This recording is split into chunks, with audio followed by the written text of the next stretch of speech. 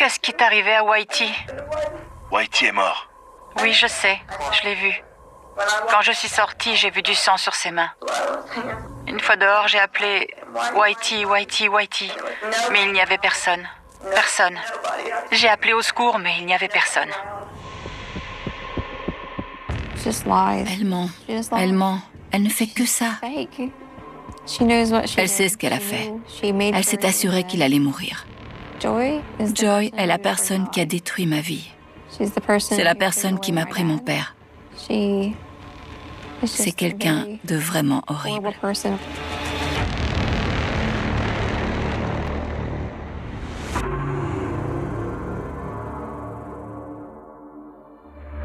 Elle proférait souvent des menaces et elle harcelait tout le monde.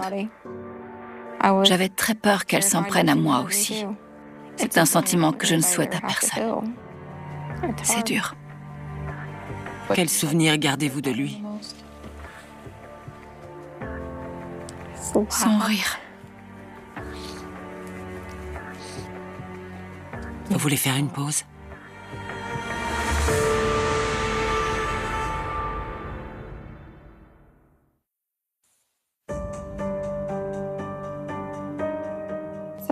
C'est la première fois que je donne une interview. Ça fait ressurgir beaucoup de souvenirs que j'avais enfouis et que je préférerais oublier. Je n'aime pas me rappeler à quel point j'ai souffert. J'appréhendais beaucoup de faire cette émission, et mes enfants aussi. J'ai toujours l'impression de devoir rester en alerte, de me demander ce qui va se passer, ce qu'elle va bien pouvoir faire. Surtout si elle sort. Là, je sais qu'elle fera quelque chose. Mais il fallait que quelqu'un prenne la parole pour mon père. Que quelqu'un soit là pour lui. Pour que les gens connaissent la vérité et sachent quel genre de personne elle est.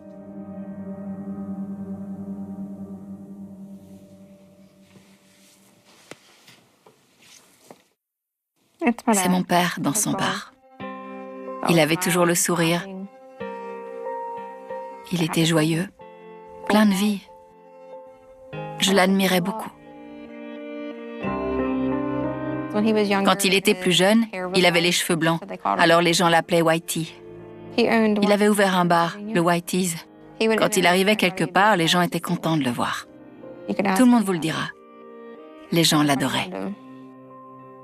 Vous avez du mal à regarder cette photo?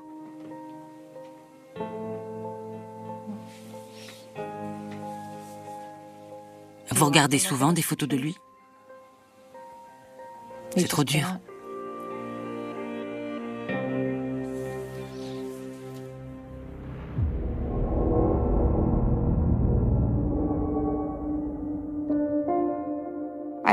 Tous les week-ends, toutes les vacances scolaires, et dès que j'avais un moment, j'étais avec mon père.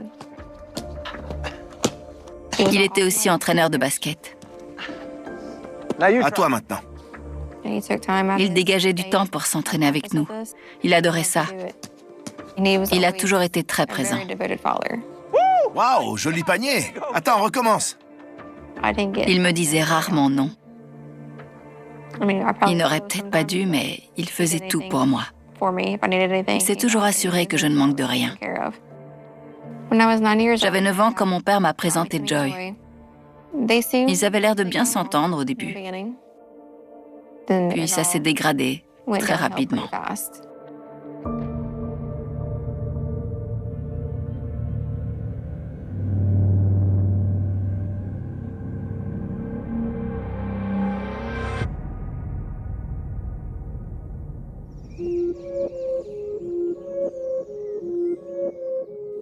Mon père et Joy passaient beaucoup de temps ensemble.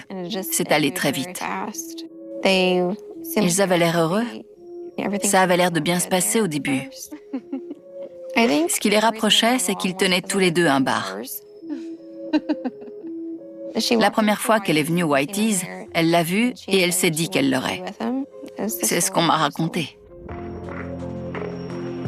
Quand je l'ai rencontrée, je l'ai trouvée grande, dynamique, bruyante et pas très subtile. Ton père m'a dit que tu étais une bonne basketteuse? Moi, je suis plutôt réservée. Je n'aimais pas trop être dérangée. Et elle était très insistante avec moi. Elle me posait beaucoup de questions. C'est super! Il faudra que je vienne te voir jouer. Il y avait quelque chose chez elle qui ne me plaisait pas. Elle en faisait des tonnes pour que je l'apprécie et pour se faire aimer. C'était bizarre, ça ne collait pas. Comme si elle tenait trop à faire bonne impression.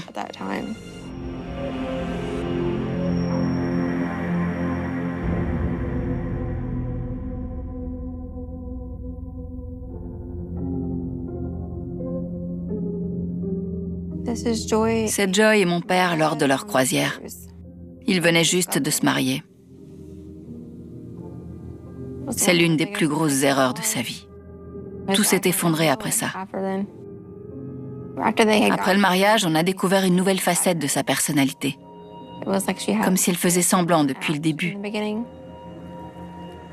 Quand mon père avait le dos tourné, ce n'était plus la même.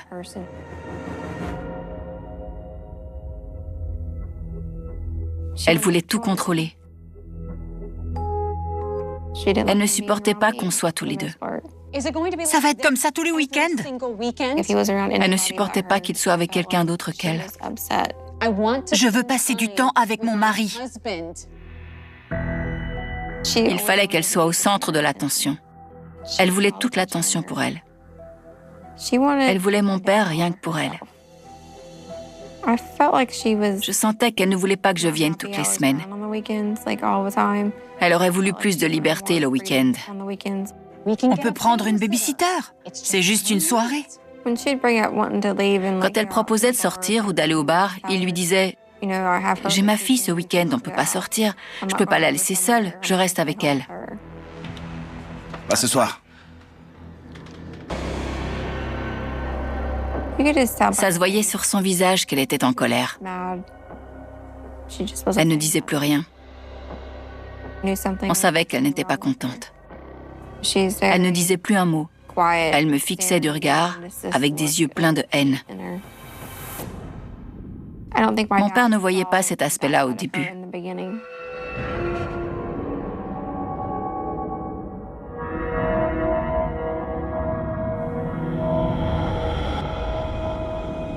Un jour, je suis sortie manger avec Joy. On a croisé quelqu'un. Je ne sais pas si cette personne l'a mal regardée, mais elle l'a prise à partie. C'est quoi votre problème? Elle lui hurlait dessus. Moi, je disais rien. Regardez où vous allez, vous auriez pu me tuer. Je suis restée sans voix. Pourquoi s'énervait-elle comme ça? Ça a duré longtemps. Au bout d'un moment, j'ai failli rentrer retrouver mon père. Ne m'ignorez pas, revenez. C'était effrayant. Je comprenais pas pourquoi elle réagissait comme ça. Après cet incident, si elle était énervée, je restais à distance. Il valait mieux que je reste loin d'elle, à l'abri.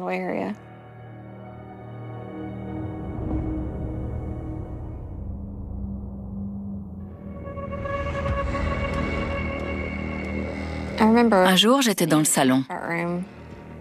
Je regardais des dessins animés et j'ai remarqué qu'il y avait des armes sur le canapé et sur le fauteuil. C'était la première fois que je les voyais. C'était nouveau.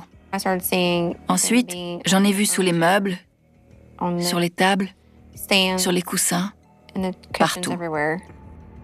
Dans la cuisine. Il y en avait partout dans la maison.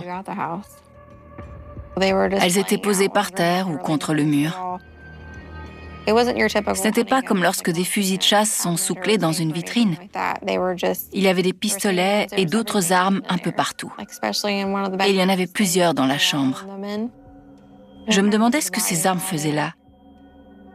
Il y en avait partout dans la maison. Ce n'était pas anodin. Je savais que ce n'était pas normal. Je n'ai pas dit à ma mère qu'il y avait des armes chez mon père. Sinon, elle ne m'aurait pas laissé y retourner.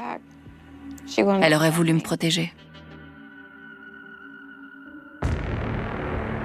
À l'époque, je ne savais pas ce qu'il faisait. Mais plus tard, j'ai eu confirmation que mon père et Joy étaient impliqués dans du trafic de drogue. Joy avait une vie beaucoup plus dangereuse que ce qu'on imaginait. Et quand ils se sont mis ensemble, mon père s'est retrouvé impliqué lui aussi. Je ne voulais plus rester seule avec elle, après toutes ces disputes.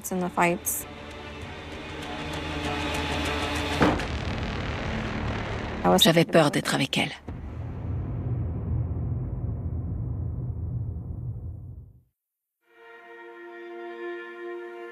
Au début, quand mon père et Joy se sont mis ensemble, tout allait bien. Mais ça n'a pas duré. Qu'est-ce que tu crois? Un jour, mon oncle a eu une discussion très sérieuse avec mon père. On voyait qu'il parlait de quelque chose de grave. Elle a un problème. Tu ne la connais pas. Mon oncle a dit à mon père qu'il devait se méfier de Joy, que ce n'était pas quelqu'un de bien et qu'elle finirait par lui causer du tort. Ça m'a fait du bien de savoir que quelqu'un d'autre était conscient qu'il y avait un problème. Ça faisait longtemps que je m'inquiétais pour lui. Je pensais qu'il finirait par ouvrir les yeux et s'éloigner d'elle. Ne me dis pas que je t'avais pas prévenu. Si seulement il avait écouté les gens qui lui ont dit de se méfier d'elle. Avec le recul, je regrette de ne lui avoir rien dit. Je voulais qu'il soit heureux, mais j'aurais dû lui expliquer ce que je ressentais. Si je n'ai rien dit à mon père, c'est parce que j'avais peur d'elle.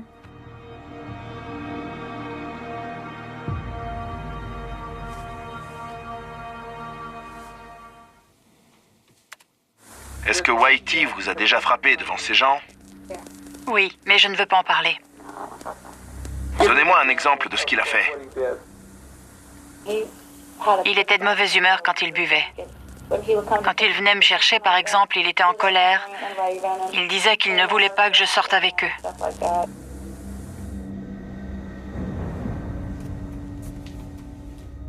Elle dit que mon père la frappait. Je ne l'ai jamais vue lever la main sur elle. Elle est incapable de donner un exemple. Elle essaie d'en inventer, mais personne n'a jamais vu mon père lever la main sur elle, parce que ce n'est jamais arrivé. Ce qu'elle dit décrit plus sa personnalité à elle que celle de mon père. Je ne l'ai jamais entendu élever la voix avec elle. Il essayait plutôt de la faire taire. Et s'il n'y arrivait pas, il s'en allait. Je n'ai jamais vu mon père lever la main sur qui que ce soit, et encore moins sur elle.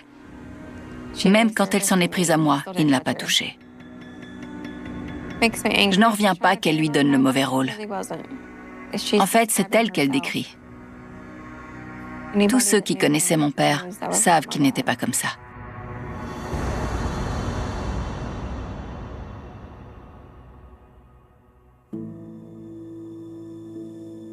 C'était de pire en pire entre eux. Leur dispute était interminable. Elle lui hurlait dessus sans arrêt. Et moi alors? Et mes envies à moi? Calme-toi. Ne me dis pas de me calmer.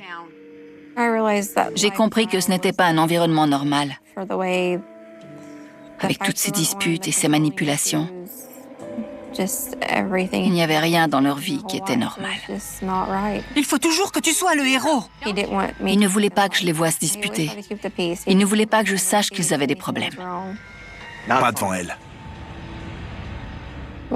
La première fois que je l'ai vue être violente, mon père allait aider ma grand-mère chez elle. Joy n'aimait pas qu'il y aille. Elle était en colère, alors elle s'en est prise à lui. Tu n'iras nulle part. Elle lui a arraché sa chemise. Non! Lâche-moi! Elle ne supportait pas de ne pas être au centre de tout. Elle voulait absolument qu'il soit à ses côtés à tout moment. J'ai vu qu'il était déstabilisé et qu'il était en colère. J'ai vu sur le visage de mon père qu'il n'était pas content et que les choses avaient changé pour lui. Ça m'a rendue triste. Je n'aimais pas le voir malheureux. Tout ce que je ressentais, je le gardais pour moi. Je ne voulais pas en parler. Je voulais continuer de le voir tous les week-ends. Je me disais que si je gardais ça pour moi, ça finirait par s'arranger.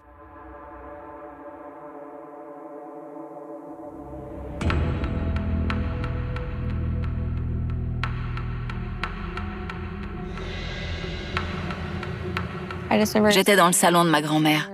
Mon père était au téléphone et je me souviens qu'il avait enlevé sa chemise.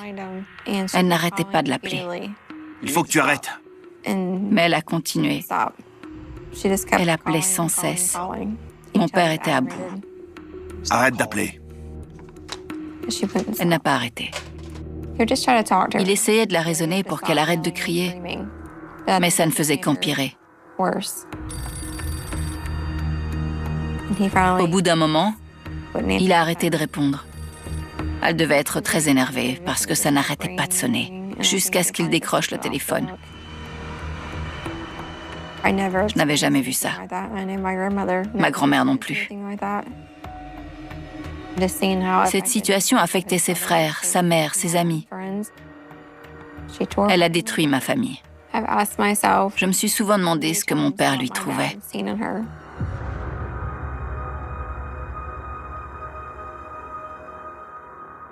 Elle avait une mauvaise influence sur lui. Sa vie a complètement changé quand il l'a rencontrée. Avant d'être avec Joy, il fréquentait le même groupe d'amis depuis que j'étais petite. Je les voyais régulièrement.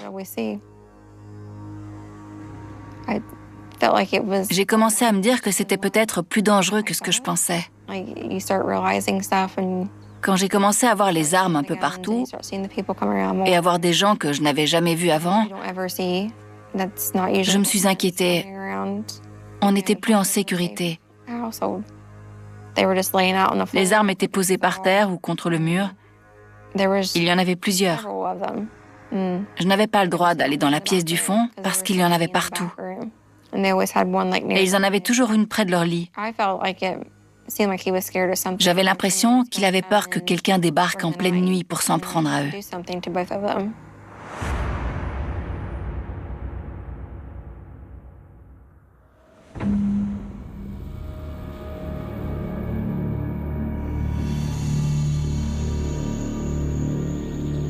Un jour, j'étais chez mon père et Joy.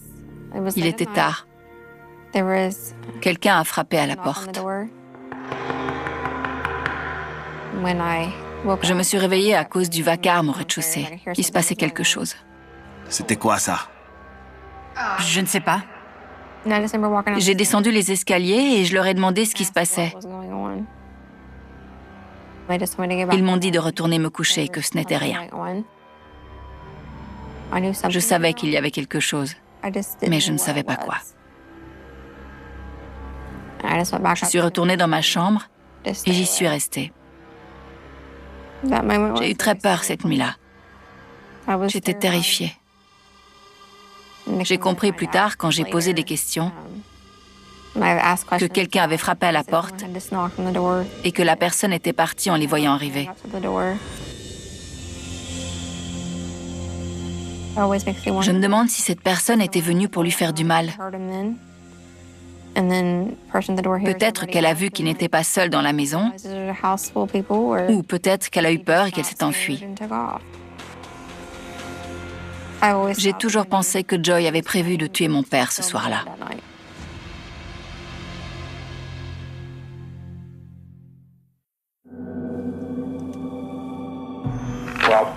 Apparemment, c'est arrivé quand il a ouvert la porte. Alors il l'attendait. C'est possible. C'est ce qu'on vérifie. C'est certain. Vous savez, tout le monde le déteste. Pardon? Tout le monde le déteste.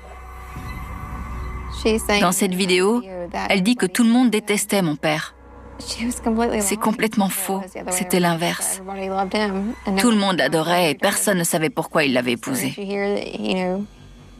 Les gens racontent que quand il jouait au billard, il payait des tournées à tout le monde. Il ne s'est jamais disputé avec personne, à part avec elle. Elle a dit ça pour qu'on pense qu'il avait des ennemis et que quelqu'un aurait voulu le tuer. Elle voulait se disculper. Ça montre le genre de personne qu'elle était.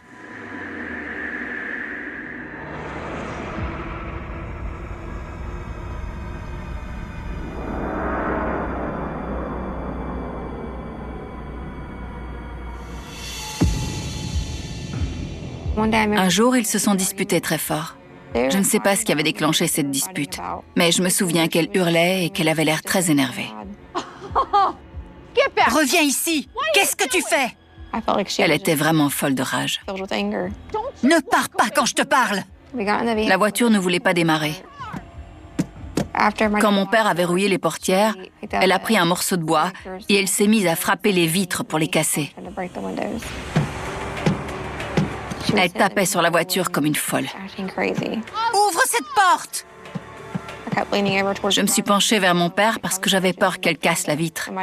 Mon père m'a prise dans ses bras pour me ramener vers lui. Allez! J'avais peur qu'elle parvienne à entrer et qu'elle s'en prenne à moi. J'avais envie qu'elle arrête de crier et qu'elle arrête de taper. Je ne savais pas ce qu'elle comptait faire une fois dans la voiture. Je me souviens de ses cris et de la haine dans ses yeux. Elle avait un regard noir. Mon père avait peur. Je voyais qu'il était impuissant. Elle faisait le tour de la voiture et frappait de partout. Il a fini par sortir. Allez, Whitey! Elle s'est penchée pour récupérer les clés. Donne-moi les clés, Whitey! J'ai attrapé les clés, je ne voulais pas les lui donner. Ça suffit! Je ne voulais pas qu'elle s'approche. Lâche-moi! J'avais peur. Elle me terrifiait.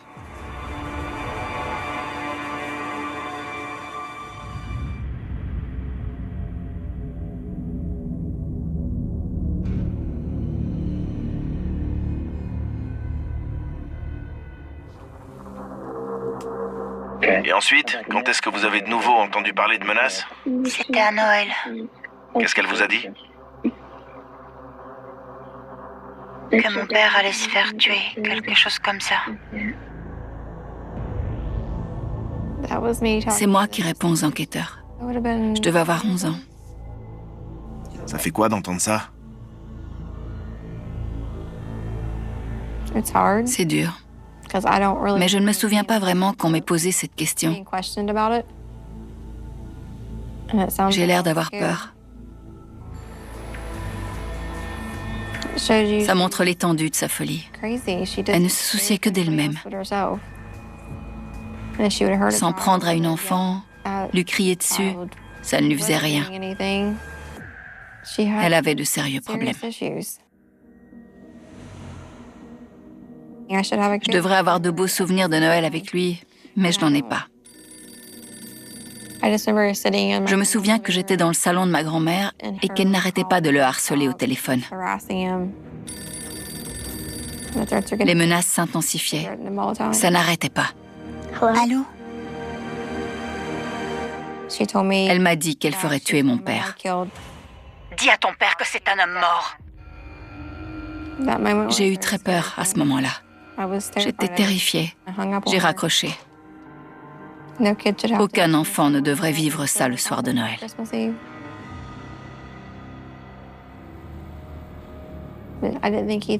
Il devait se dire que sa femme ne le ferait pas tuer et que c'était des menaces proférées sous le coup de la colère.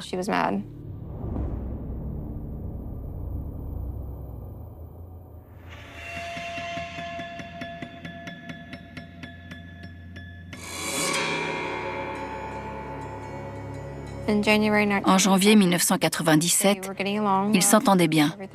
Les choses semblaient s'être arrangées entre eux. Ils faisaient des efforts. Elle était plus détendue, lui était plus heureux. C'était agréable de ne pas les entendre se disputer. Ils cherchaient à acheter une maison pour se rapprocher des bars. Joy me montrait une maison. Elle m'expliquait où serait ma chambre. Ils avaient décidé de l'acheter. Et ils avaient l'air contents ce jour-là.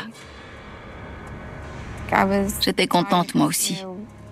La maison serait plus près de tout, de tout ce dont on avait besoin.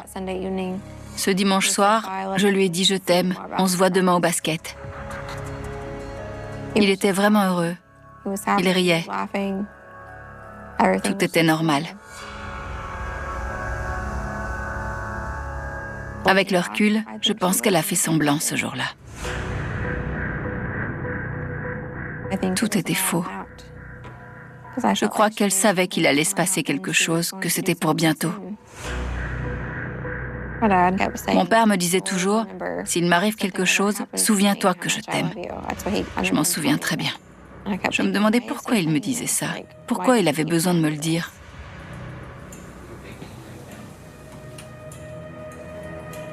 J'ai une famille aujourd'hui. Il devrait être là pour les voir. Je regrette de ne pas avoir dit à mon père ce que je pensais d'elle. Ça lui aurait peut-être permis d'ouvrir les yeux.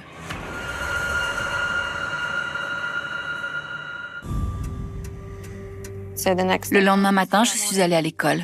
Ma grand-mère habitait juste à côté. Je voyais sa maison depuis l'école. J'ai regardé si mon père était chez elle parce qu'il passait souvent la voir. Mais sa voiture n'était pas là. Quelques minutes plus tard, on est venu me chercher. Ma grand-mère est venue me récupérer.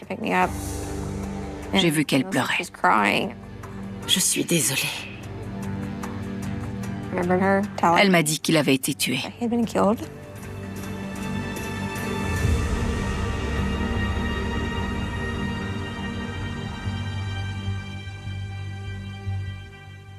J'ai crié. J'ai demandé si c'était elle. Et après, je ne me souviens plus de rien.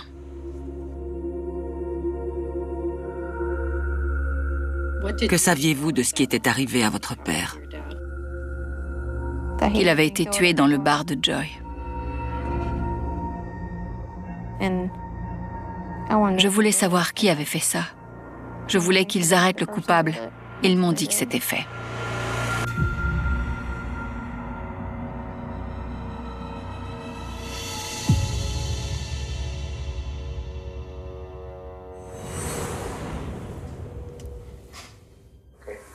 Que faisait-il des recettes du bar? Il les gardait avec lui? Oui, il déposait la recette du week-end le lundi. Et il la mettait où? Dans la poche de sa veste. Il y avait combien en général? On avait tous les deux entre 1000 et 2000 $, sur nous. Parce qu'on allait souvent faire libérer des gens qui avaient été arrêtés pour conduite en état d'ivresse. Joy explique que mon père avait souvent de l'argent sur lui parce qu'il allait faire sortir des gens de prison qui avaient été arrêtés pour conduite en état d'ivresse. Je n'ai jamais entendu mon père parler de ça. Vous n'avez pas l'air d'y croire. Non.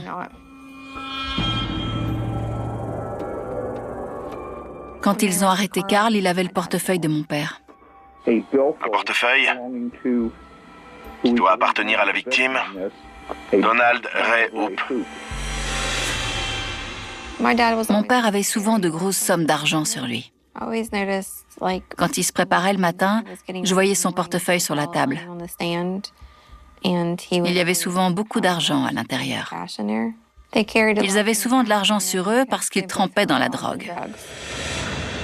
Je ne le savais pas à l'époque, mais quelques années plus tard, j'ai compris pourquoi il avait toujours autant de liquide sur lui.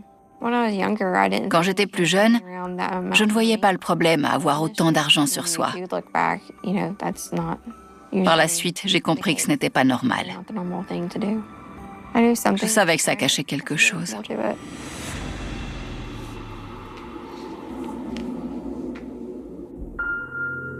J'imagine que c'est Carl. Je ne me souviens pas bien de lui. C'était il y a longtemps. C'est la photo d'arrestation de Carl en 1997.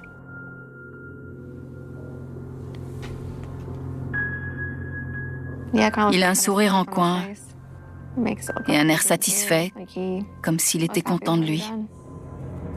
Je n'avais jamais entendu parler de Carl Lindsay avant ça. Carl Lindsay m'a enlevé la personne que j'aimais le plus au monde. Il m'a privé de mon père. Il a brisé ma vie. Il l'a tué de la pire des manières, sans l'ombre d'un remords.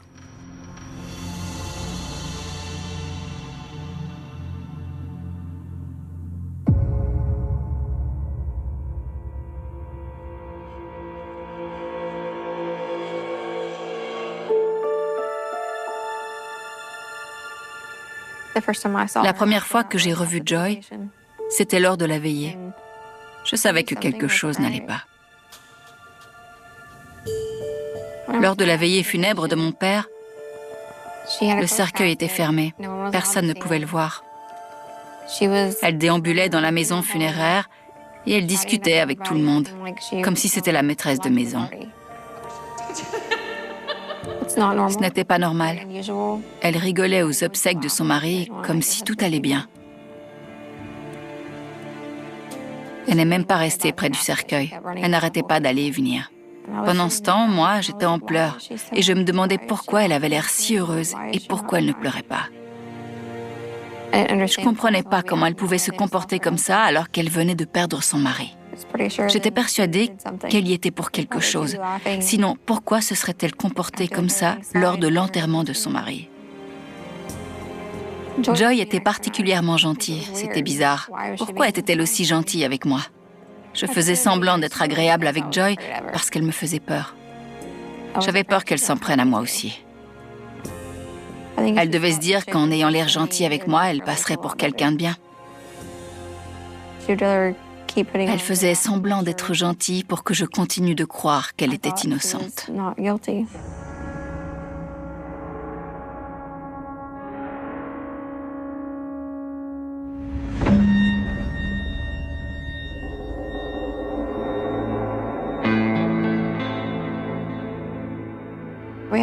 Elle est venue me voir lors d'un match de basket. Elle est restée dans son coin. Elle n'a pas dit grand-chose. Mais après le match, elle est venue me parler à l'extérieur. Bonsoir. Je peux te parler une seconde? Je ne comprenais pas ce qu'elle faisait là. Elle n'était jamais venue avant. Elle avait l'air stressée en me parlant. Elle n'était pas à l'aise. Elle m'a dit qu'elle n'aurait jamais fait de mal à mon père. Tu sais que j'aimais ton père. Elle m'a demandé si je la pensais capable de lui faire du mal. Je n'aurais pas pu lui faire de mal. Elle scrutait mes réactions. Elle me posait plein de questions. Je sentais qu'elle voulait me soutirer des informations.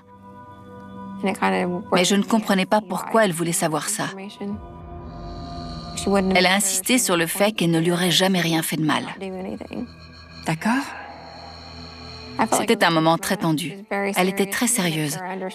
Elle voulait que je comprenne. Moi, je ne faisais qu'acquiescer pour qu'elle arrête et qu'elle ne se doute de rien. Je crois qu'à ce moment-là, elle ne se doutait pas que j'avais des soupçons. Elle était prête à tout pour que personne ne croie qu'elle était impliquée. Bon. Parfait. Parfait. Elle jouait la comédie pour que je la croie innocente. Mais je savais qu'elle était responsable.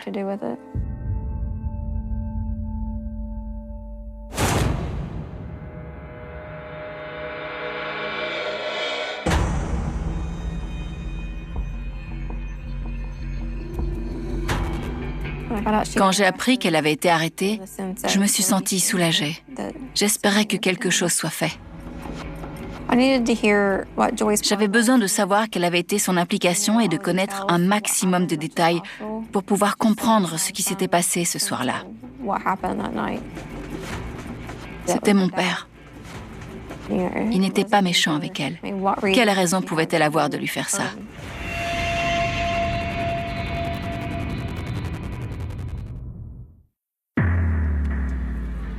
Ce que je veux savoir, c'est de quoi vous avez parlé ce soir-là. Pourquoi avoir mis cette idée dans la tête de Carl? On n'a jamais parlé du fait de tuer Whitey. Mais j'étais très en colère. Et j'ai dit que j'avais envie de le tuer. C'était pour rigoler. J'insiste sur le fait que c'était une blague. Je lui ai dit, tu pourrais le faire pour moi? Est-ce que je lui ai dit, Carl, on devrait aller tuer Whitey? Non. Non, je ne voulais pas le tuer. Est-ce que je pensais qu'il allait se faire tuer? Non. Maintenant, quand les gens disent des choses en rigolant, je leur dis que c'est pas drôle.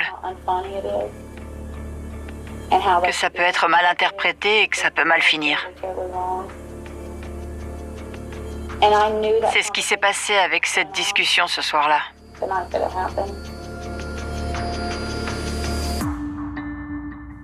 Elle dit qu'elle plaisantait. Je sais qu'elle ne plaisantait pas. Elle ne dit pas la vérité sur ce qui s'est vraiment passé. Je crois que ça faisait longtemps qu'elle voulait qu'il meure. D'après vous, pourquoi Joy aurait-elle fait ça? Ils se sont disputés et sa colère l'a emporté. Elle pensait faire passer ça pour un vol à la tire parce qu'il avait beaucoup d'argent sur lui. Elle s'est dit qu'on ne l'accuserait jamais d'avoir voulu tuer mon père.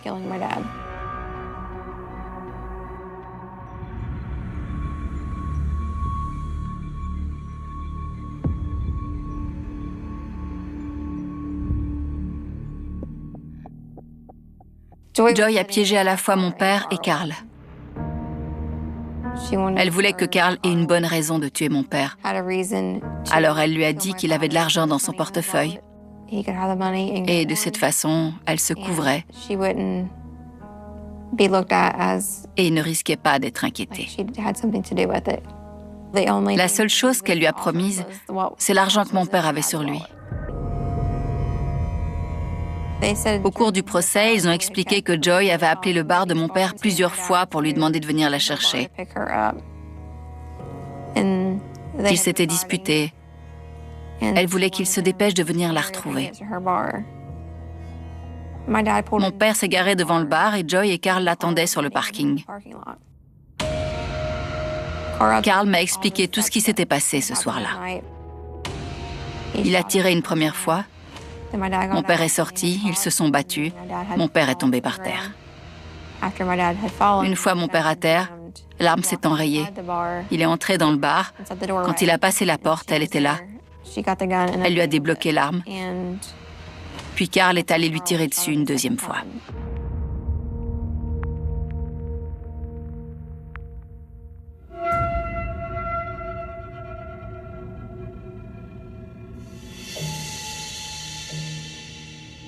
Je me souviens du jour où on m'a appelé pour me dire qu'il avait été condamné à mort. Ça a été un soulagement. Carl a dit qu'il avait bu et qu'il avait pris de la drogue ce soir-là, et que s'il avait été sobre, il ne l'aurait pas fait. Carl est un pantin qui s'est fait manipuler. Mais ça ne dispense pas de la peine capitale. Il l'a tué. C'est lui qui a tiré. Elle s'est servie de Carl pour arriver à ses fins. Et elle pensait s'en sortir comme ça.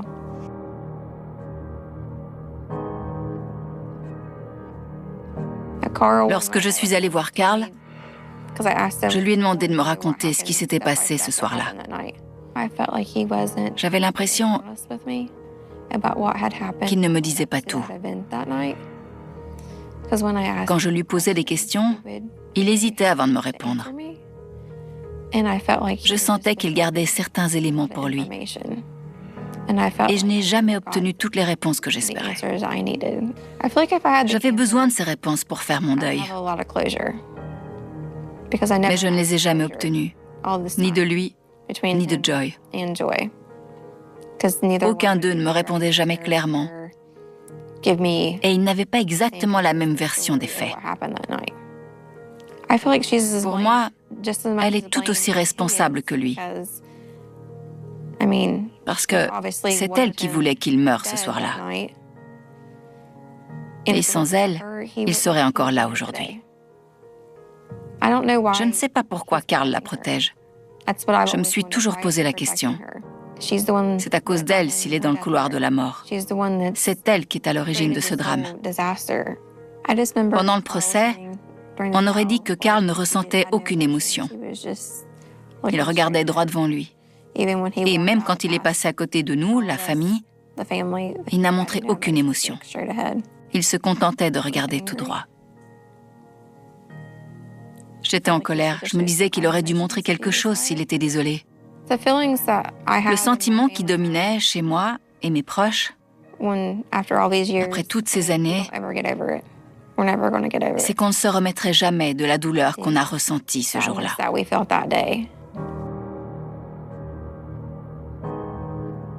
Joy a été condamnée à la prison à perpétuité avec une période de sûreté de 25 ans. Je trouve ça injuste. Elle devrait passer le reste de ses jours en prison sans avoir la possibilité d'être libérée. Joy est tout aussi coupable que Carl. Je crois que Joy pensait qu'ils pourraient tous les deux s'en sortir sans être inquiétés avec ce scénario. Elle pensait que personne n'irait chercher plus loin qu'une histoire de vol.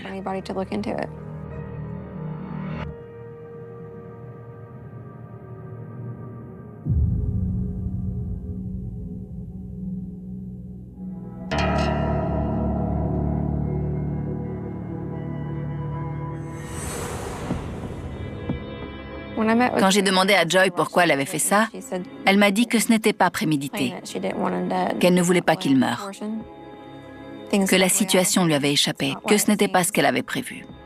Je voulais qu'elle me dise qu'elle était désolée, qu'elle assume ses responsabilités, mais elle ne l'a pas fait. Elle n'a jamais dit qu'elle était désolée. Elle ne le fera sûrement jamais.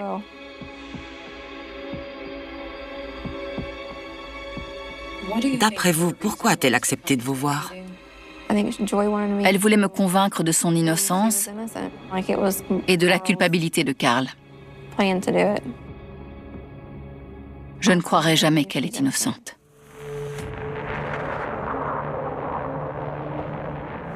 J'ai dit à Joy que je ne lui pardonnais pas ce qui s'était passé,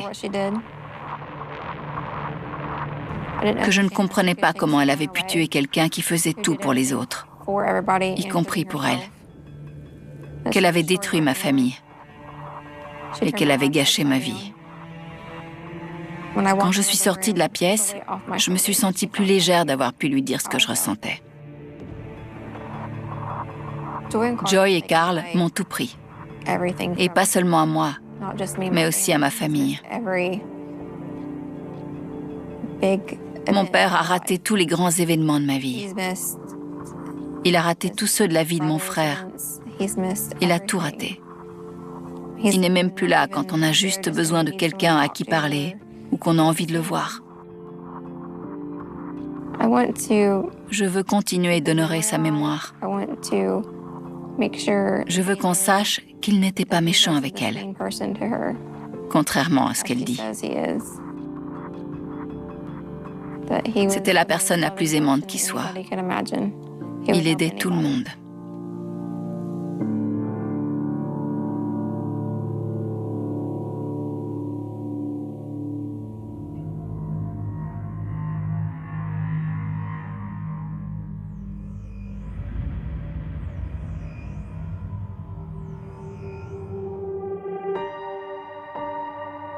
Pour moi, elle devrait finir ses jours en prison. La justice ne sera rendue que quand elle aura perdu toute possibilité d'être libérée. Parce qu'elle est tout aussi coupable que Carl. Un jour, elle risque de sortir et je pourrai la croiser. Ça me terrifie de penser que je pourrais la revoir. À cause d'elle, depuis que j'ai 10 ans, je n'ai jamais été tranquille. Elle m'a pris mon père. Elle n'admettra jamais ses torts. Ça montre bien qui elle est. C'est une personne malveillante.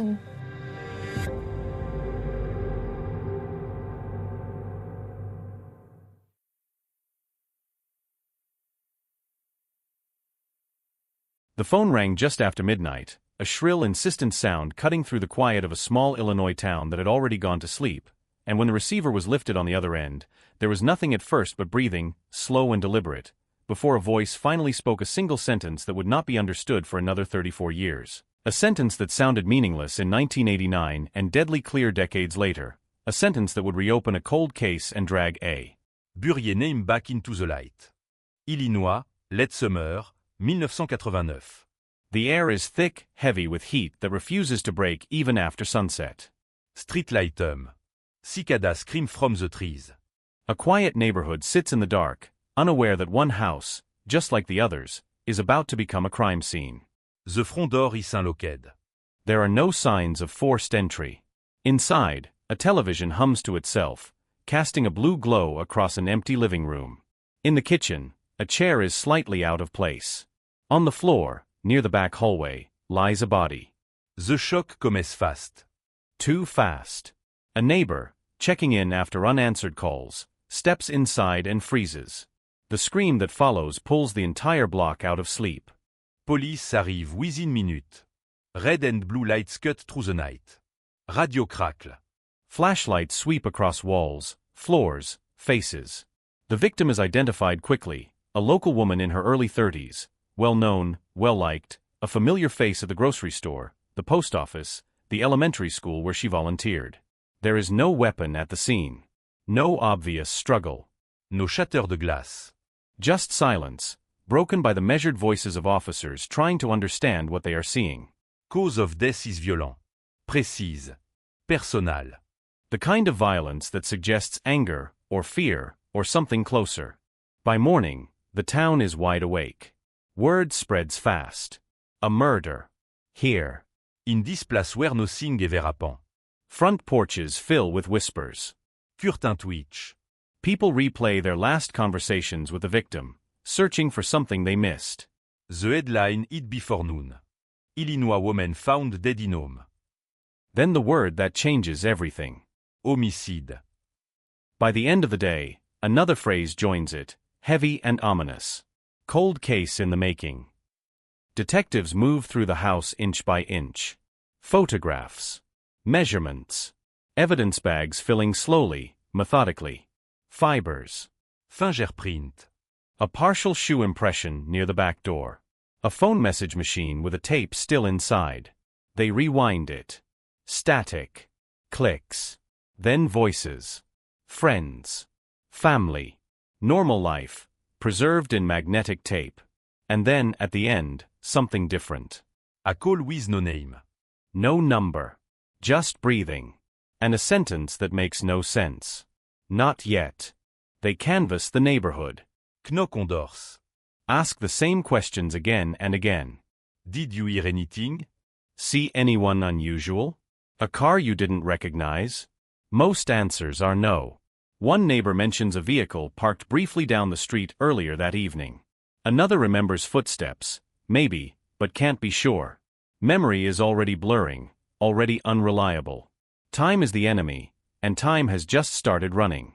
The investigation surges forward with urgency. Friends are interviewed. Co-workers. Former partners. Anyone who might have had a reason. Alibis are checked. Stories cross-checked. Tensions rise as the circle tightens and then loosens again, leads collapsing under scrutiny. The phone message is logged, tagged, and filed. The partial print is run through databases that, in 1989, are painfully limited. No match. The fibers are inconclusive. The shoe impression fits thousands of soles sold across the Midwest. Nothing speak. Nothing confess. Days turn into weeks. Weeks into months. The headline shrank.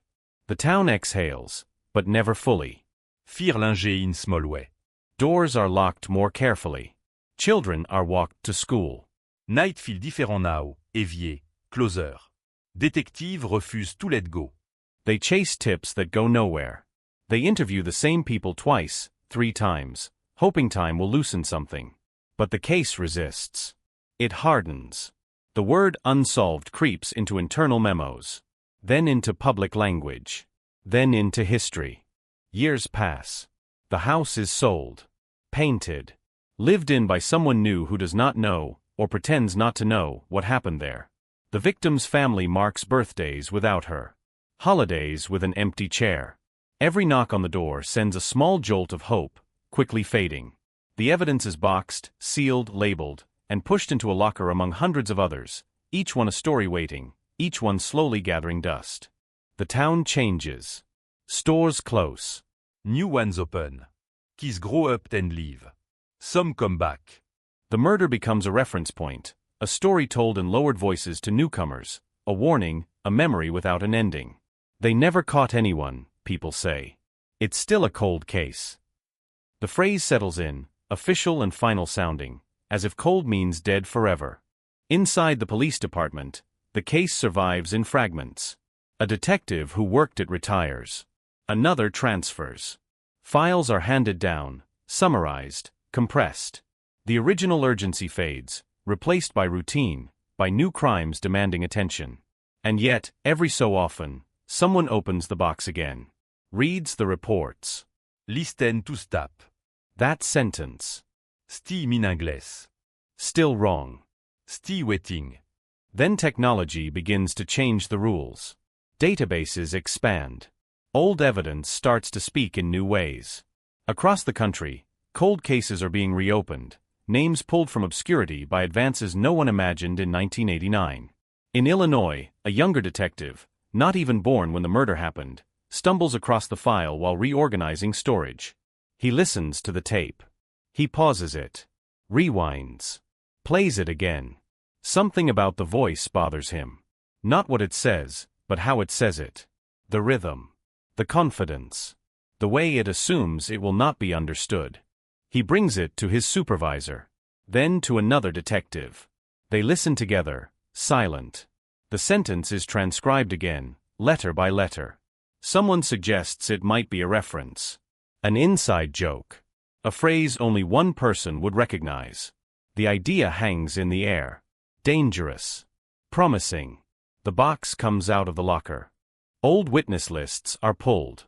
Names that haven't been spoken in decades are read aloud. Some are crossed out, deceased. Others are living quiet lives, believing they were never suspects, or that suspicion died long ago. The phone records from that night are limited, but not useless. A technician re-examines them with modern tools. A partial trace emerges. Not enough for an arrest. Enough for a direction. The town doesn't know yet. The family doesn't know yet. But something has shifted. The case, long frozen, has cracked. The word solved is not spoken, not even whispered, but possible returns to the conversation for the first time in 34 years. A familiar name rises to the surface, one that appeared early and then sank without a trace. A name that fit too easily into the background back then. A name that had never been fully examined because there was no way to prove what everyone only felt. The detective drives past the old house, now quiet, ordinary, unaware. He imagines the night again. The unlocked door. The silence. The phone call.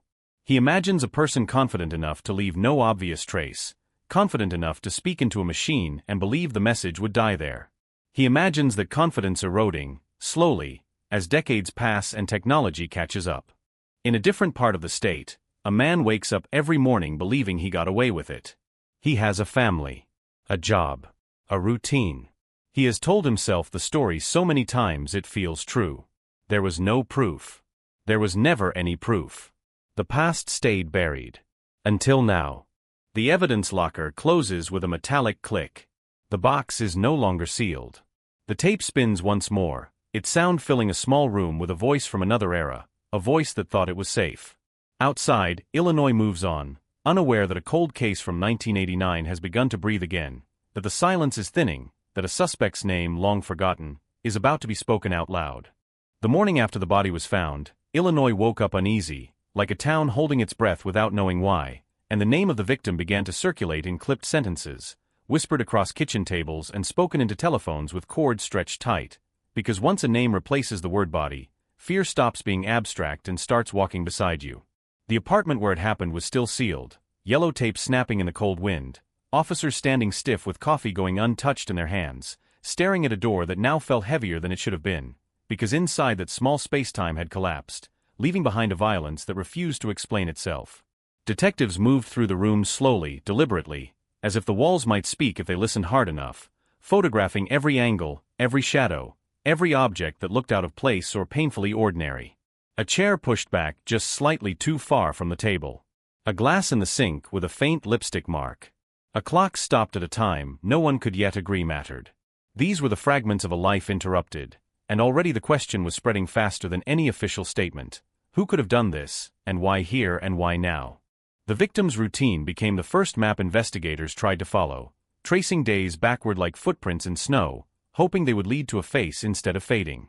Friends described habits with confidence that only comes after the fact, saying she always locked the door, always took the same route home, always trusted the same people. Co-workers recalled small details that suddenly felt loaded, a tense phone call, a distracted look, a comment about feeling watched that no one took seriously at the time. Neighbors offered what they had, a door slamming late at night, footsteps on the stairs, a car idling longer than usual.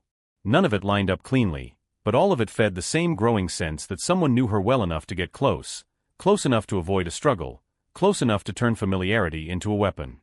The crime scene itself refused to cooperate with simple narratives.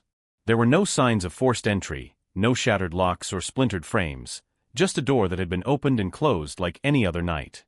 The violence was precise, controlled, suggesting anger but also intention, the kind that doesn't erupt randomly but waits, plans, and executes. Forensic teams collected fibers, fingerprints, biological traces that technology of the time could barely promise to interpret, carefully bagging evidence with a quiet hope that science would someday catch up to their need for answers. In 1989, that hope was fragile, built more on faith than certainty, and detectives knew it. They documented everything anyway, because this was the job, to preserve the truth even if it couldn't yet be read. As word spread, the community's shock hardened into something sharper. Parents walked their children to school. Doors were locked earlier. Conversations drifted back to the same questions, over and over, like a scratched record. Was it a stranger? Was it someone from work? Was it someone she trusted? Rumors bloomed in the absence of facts, pointing fingers at ex-partners, acquaintances, anyone whose name could be said with a hint of suspicion. Detectives chased those rumors down long hallways of interviews, knocking on doors, sitting across from people whose faces tightened at the word murder. Alibis were offered, sometimes confidently, sometimes with the subtle cracks that make investigators lean forward and ask the same question again, just to see if the answer changes. Early suspects emerged quickly, as they always do, shaped by proximity and emotion rather than evidence. An ex-boyfriend whose temper was well known. A co-worker who had been seen arguing with her weeks before. A neighbor who lived close enough to hear things and perhaps hide them. Each one was pulled into the harsh light of scrutiny, questioned, cross-checked, their movements reconstructed hour by hour. But each time, the case slipped through fingers that were starting to ache from grasping at shadows. Alibielt. Timelines broke apart under verification. What looked promising at first glance dissolved into coincidence or misunderstanding, leaving detectives staring at their notes, frustrated by how quickly certainty had evaporated. The investigation pressed on, fueled by pressure from above and grief from below. The victim's family demanded answers with a quiet dignity that only deepened the weight of every failure. They sat through interviews, repeated stories, handed over photographs and letters, anything that might help paint a clearer picture of who she was and who might have wanted her dead. Detectives listened, took notes, and walked out carrying more than just files. They carried the expectation that justice was not optional. And yet, days turned into weeks, and weeks into months, and the case began to show the first signs of cooling, the initial flood of leads narrowing into a trickle that could no longer sustain momentum.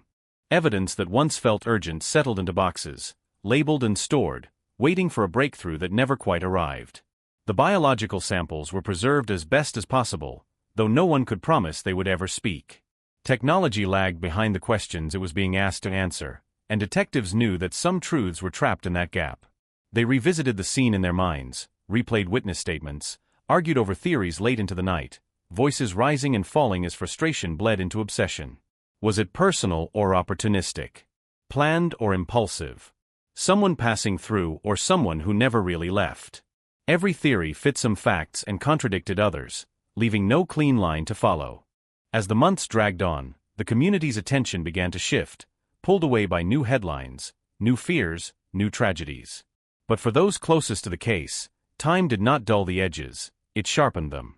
Detectives returned to old interviews, listening for hesitations they might have missed, rereading reports for patterns that only emerge after repetition. They walked the neighborhood again, this time in daylight, then at night, trying to feel what the victim might have felt, to see what she might have seen. Still, the silence held. The person responsible had either vanished or learned how to blend perfectly into the background, leaving nothing behind but the echo of violence and a question that refused to settle. By the end of the first year, the case was no longer front-page news. It had become something heavier, more insidious, a cold case in the making, though no one wanted to say the words out loud. Files thickened. Evidence aged. Detectives rotated off to new assignments, carrying the memory of this one like a bruise that never quite healed.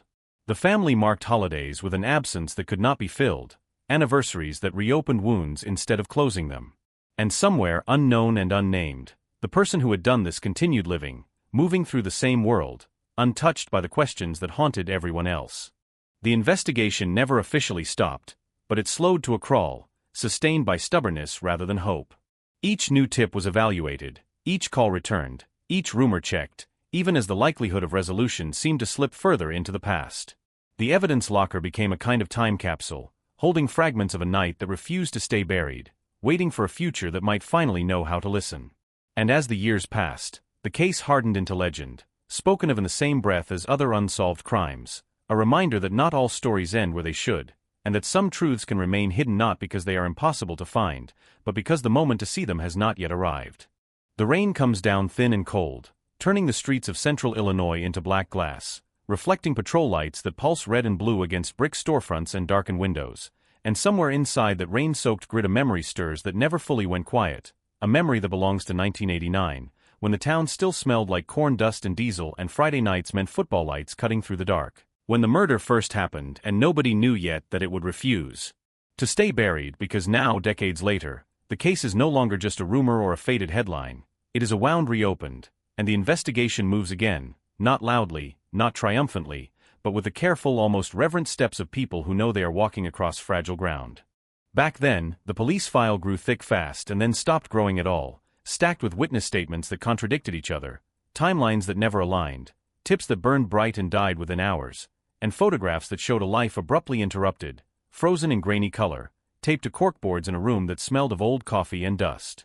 The detectives were younger then, or different men entirely, working with rotary phones and handwritten notes, knocking on doors late at night, trying to read truth in the flicker of porch lights and nervous eyes, convinced that the answer had to be close, because violence like that didn't feel random, not here, not in a place where everyone recognized everyone else's truck.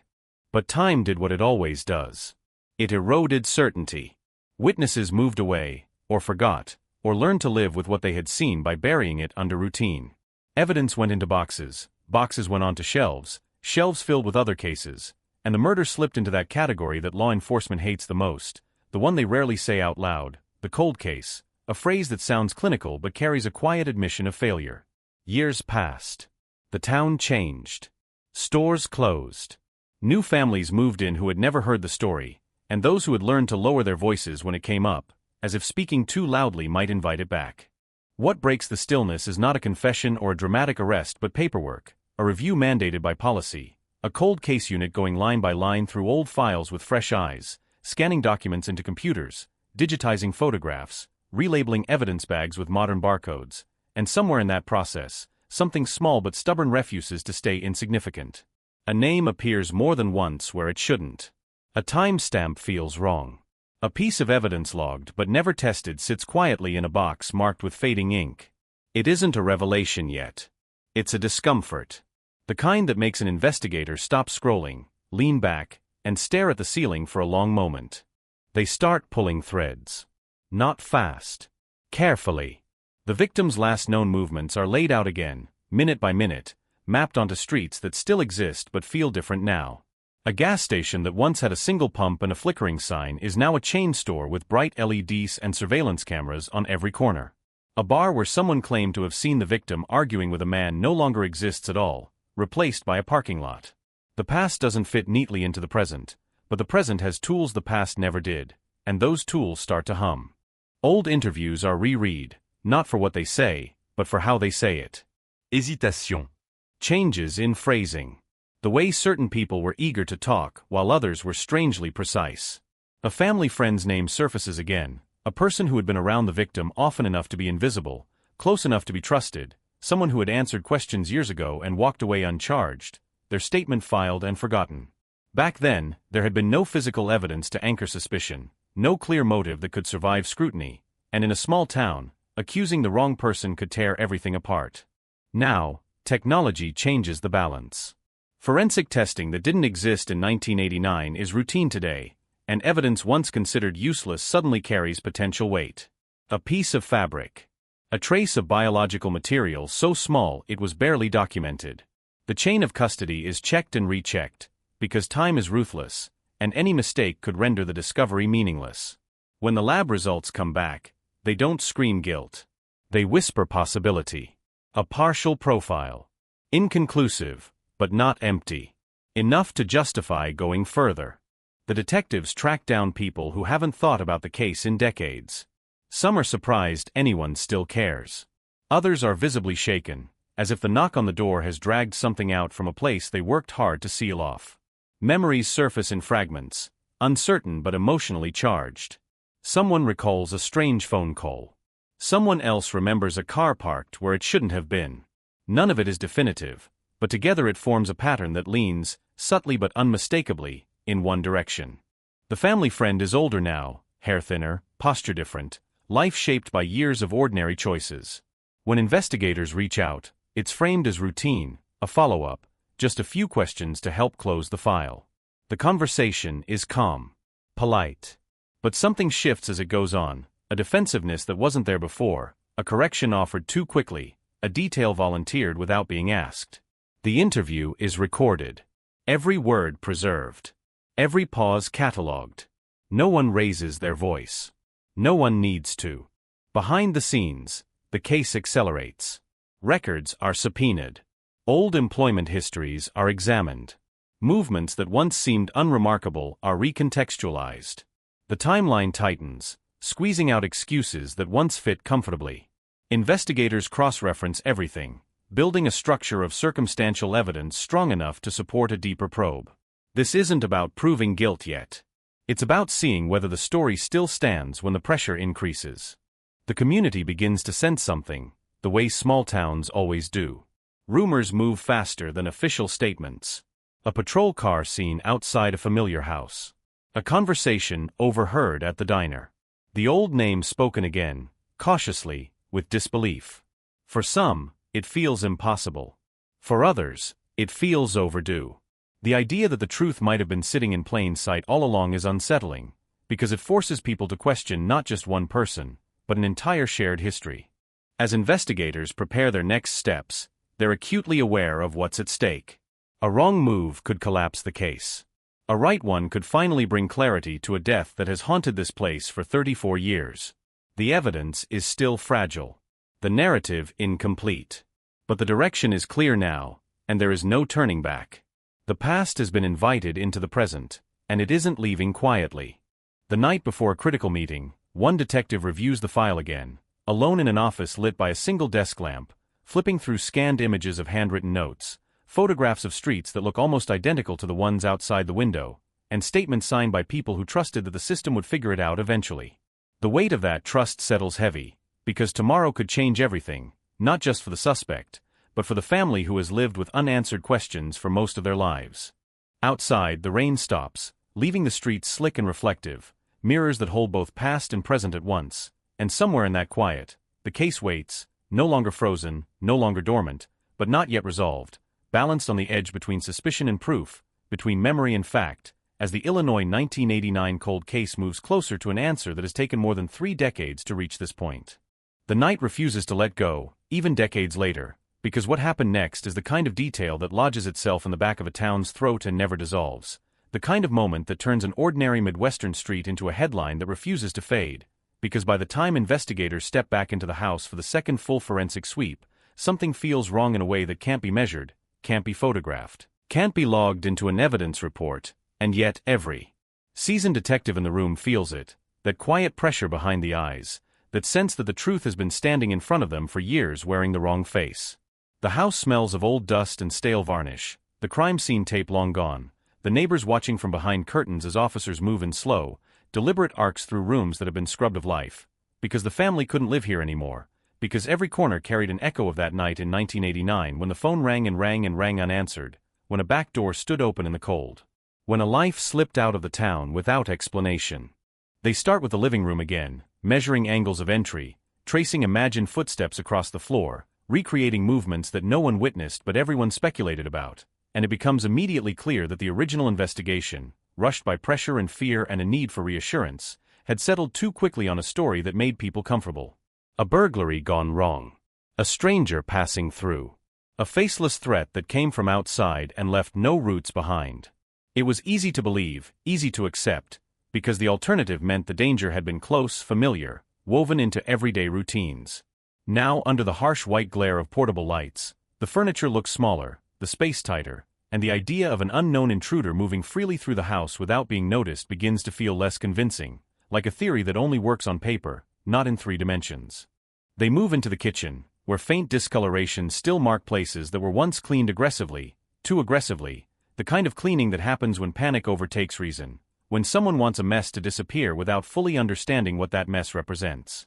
New forensic techniques allow technicians to coax meaning out of what looks like nothing, and the results start coming back in quiet conversations, in raised eyebrows, in pauses that last just a little too long.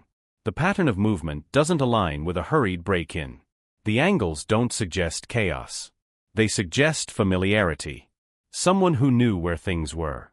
Someone who knew which floorboards creaked and which doors could be opened silently. Outside, the town has changed, strip malls replacing old storefronts, kids who once rode bikes now driving their own children to school, but the case reopens like a wound that never healed properly, and suddenly people remember details they'd buried, conversations they dismissed as gossip, moments that seemed insignificant until viewed through the lens of time. A neighbor recalls seeing a familiar car idling longer than necessary that night, headlights off, engine running low, but back then it was just another vehicle on a quiet street, nothing to report. Another remembers a voice raised in anger earlier that week, a domestic argument that spilled briefly into the open before retreating behind closed doors, dismissed as none of their business. Investigators begin pulling old witness statements, reading between lines written in a different era, when certain questions weren't asked loudly, when assumptions filled gaps that evidence should have occupied. They notice inconsistencies that were once overlooked, timelines that were never fully reconciled, alibis that rested on trust rather than verification. One name appears repeatedly, not as a suspect, not as a person of interest, but as a presence, a constant, someone who was always nearby, always helpful, always available when tragedy struck. At the time, that familiarity had worked in their favor. Now it raises the hairs on the back of seasoned necks. They bring that person in for a new interview, decades after the fact, and the room feels heavier than the years suggest, the walls absorbing every breath, every hesitation. The voice that answers questions is calm, practiced, almost rehearsed, telling the same story that's been told for over 30 years, a story polished smooth by repetition. But memory doesn't age evenly, and when investigators gently push, when they ask the same question in different ways, the cracks begin to show. Details shift.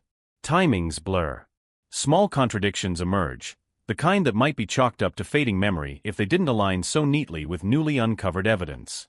Outside that room, forensic reports stack up, each one adding weight to a growing realization that the case wasn't cold because it lacked clues, but because the clues pointed somewhere uncomfortable.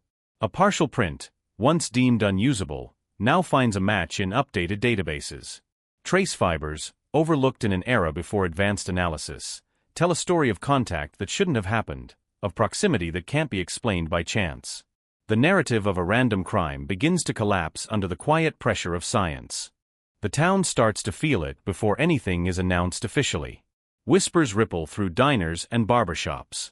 Old friends avoid eye contact. Families revisit memories with a new edge, wondering how well they truly knew the people around them. The idea that justice might arrive this late doesn't bring relief so much as unease, because it forces a reckoning not just with a crime, but with the choices made afterward, the silence maintained, the comfort found in believing a lie. Investigators revisit the timeline again, this time anchoring it not to assumptions but to physical reality. Phone records, once scattered and incomplete, are reconstructed. Travel times are recalculated. Weather reports are consulted, revealing conditions that would have made certain movements impossible, others more likely. The window of opportunity narrows, focusing attention on a span of minutes that changes everything. Within that window, only a handful of people could have been present, and among them, one stands out with unsettling clarity. When they confront that person with the accumulating evidence, the air in the room shifts. The calm falters. The rehearsed answers stumble. A pause stretches too long, filled with the sound of a clock ticking, each second amplifying the weight of what's being implied. The denial remains, firm and absolute, but it's no longer convincing, not when science speaks with such quiet authority, not when the story no longer fits the shape of the facts. Outside, families of the victim wait, caught between hope and dread, because reopening a cold case means reopening old grief, and the promise of answers carries the risk of disappointment. They've lived with questions for decades, built lives around absence, learned to navigate anniversaries and holidays with an empty space that never quite closes. Now they're being asked to stand at the edge of that space again, to look down and trust that this time, there might be something at the bottom. The investigation presses forward, methodical, relentless, stripping away layers of assumption until only the core remains. It becomes clear that the original failure wasn't one of effort, but of perspective, a reflection of an era that preferred simple explanations to complex truths. The case didn't freeze because it lacked heat. It froze because no one wanted to feel the burn. As the days pass, the town braces itself, sensing that a line is about to be crossed, that a name long spoken with familiarity might soon be spoken with shock. The evidence locker yields one more forgotten item, a piece that had been catalogued and shelved without ceremony, now re-examined under new light, and the result is undeniable, a final thread that ties the entire pattern together. It's the kind of moment detectives live for and dread simultaneously, because it means the hunt is nearly over, and the answer, when it comes, will change everything. In the quiet hours before dawn, as reports are finalized and warrants prepared, the weight of 34 years presses down on everyone involved. This is no longer just about solving a case. It's about rewriting a history that a community thought it understood, about confronting the reality that the truth can hide in plain sight, patient and unyielding, waiting for the moment when technology, persistence, and courage finally align. And as the sun rises over Illinois, casting long shadows across streets that once seemed so ordinary, the cold case edges closer to its breaking point, carrying with it the promise of justice and the certainty that nothing will ever feel quite the same again. The silence breaks not with a confession, not with a siren, but with paperwork. Yellowed forms pulled from a metal drawer that hasn't been opened in decades. Illinois, 1989. The year sits heavy, like a stain that never washed out. A time when phone cords curled like snakes across kitchen counters, when police reports were typed, not tapped, and when mistakes, small ones, quiet ones, had a way of becoming permanent. The detectives standing under flickering fluorescent lights don't know yet that what they're holding will redraw everything they thought they knew. They only know the case number. They only know the words stamped in red across the folder, cold case. Back then, the town tried to move on. It had to. Factories still opened their gates at dawn. High school football games still filled the bleachers on Friday nights. But one house remained dark. One family never quite came back to normal. The murder had torn through the community like a sudden storm, violent, brief, unforgettable. Everyone remembered where they were when they heard. Everyone remembered the rumors. Everyone remembered the name. And then, slowly, the noise faded. Leads dried up. Witnesses stopped returning calls. The case slipped from the front page to the archives, from urgency to obligation, from obsession to regret. What resurfaces now is not dramatic at first glance. No blood. No weapon. No shocking revelation scrawled in ink. Just inconsistencies. A witness statement that doesn't line up with a timestamp.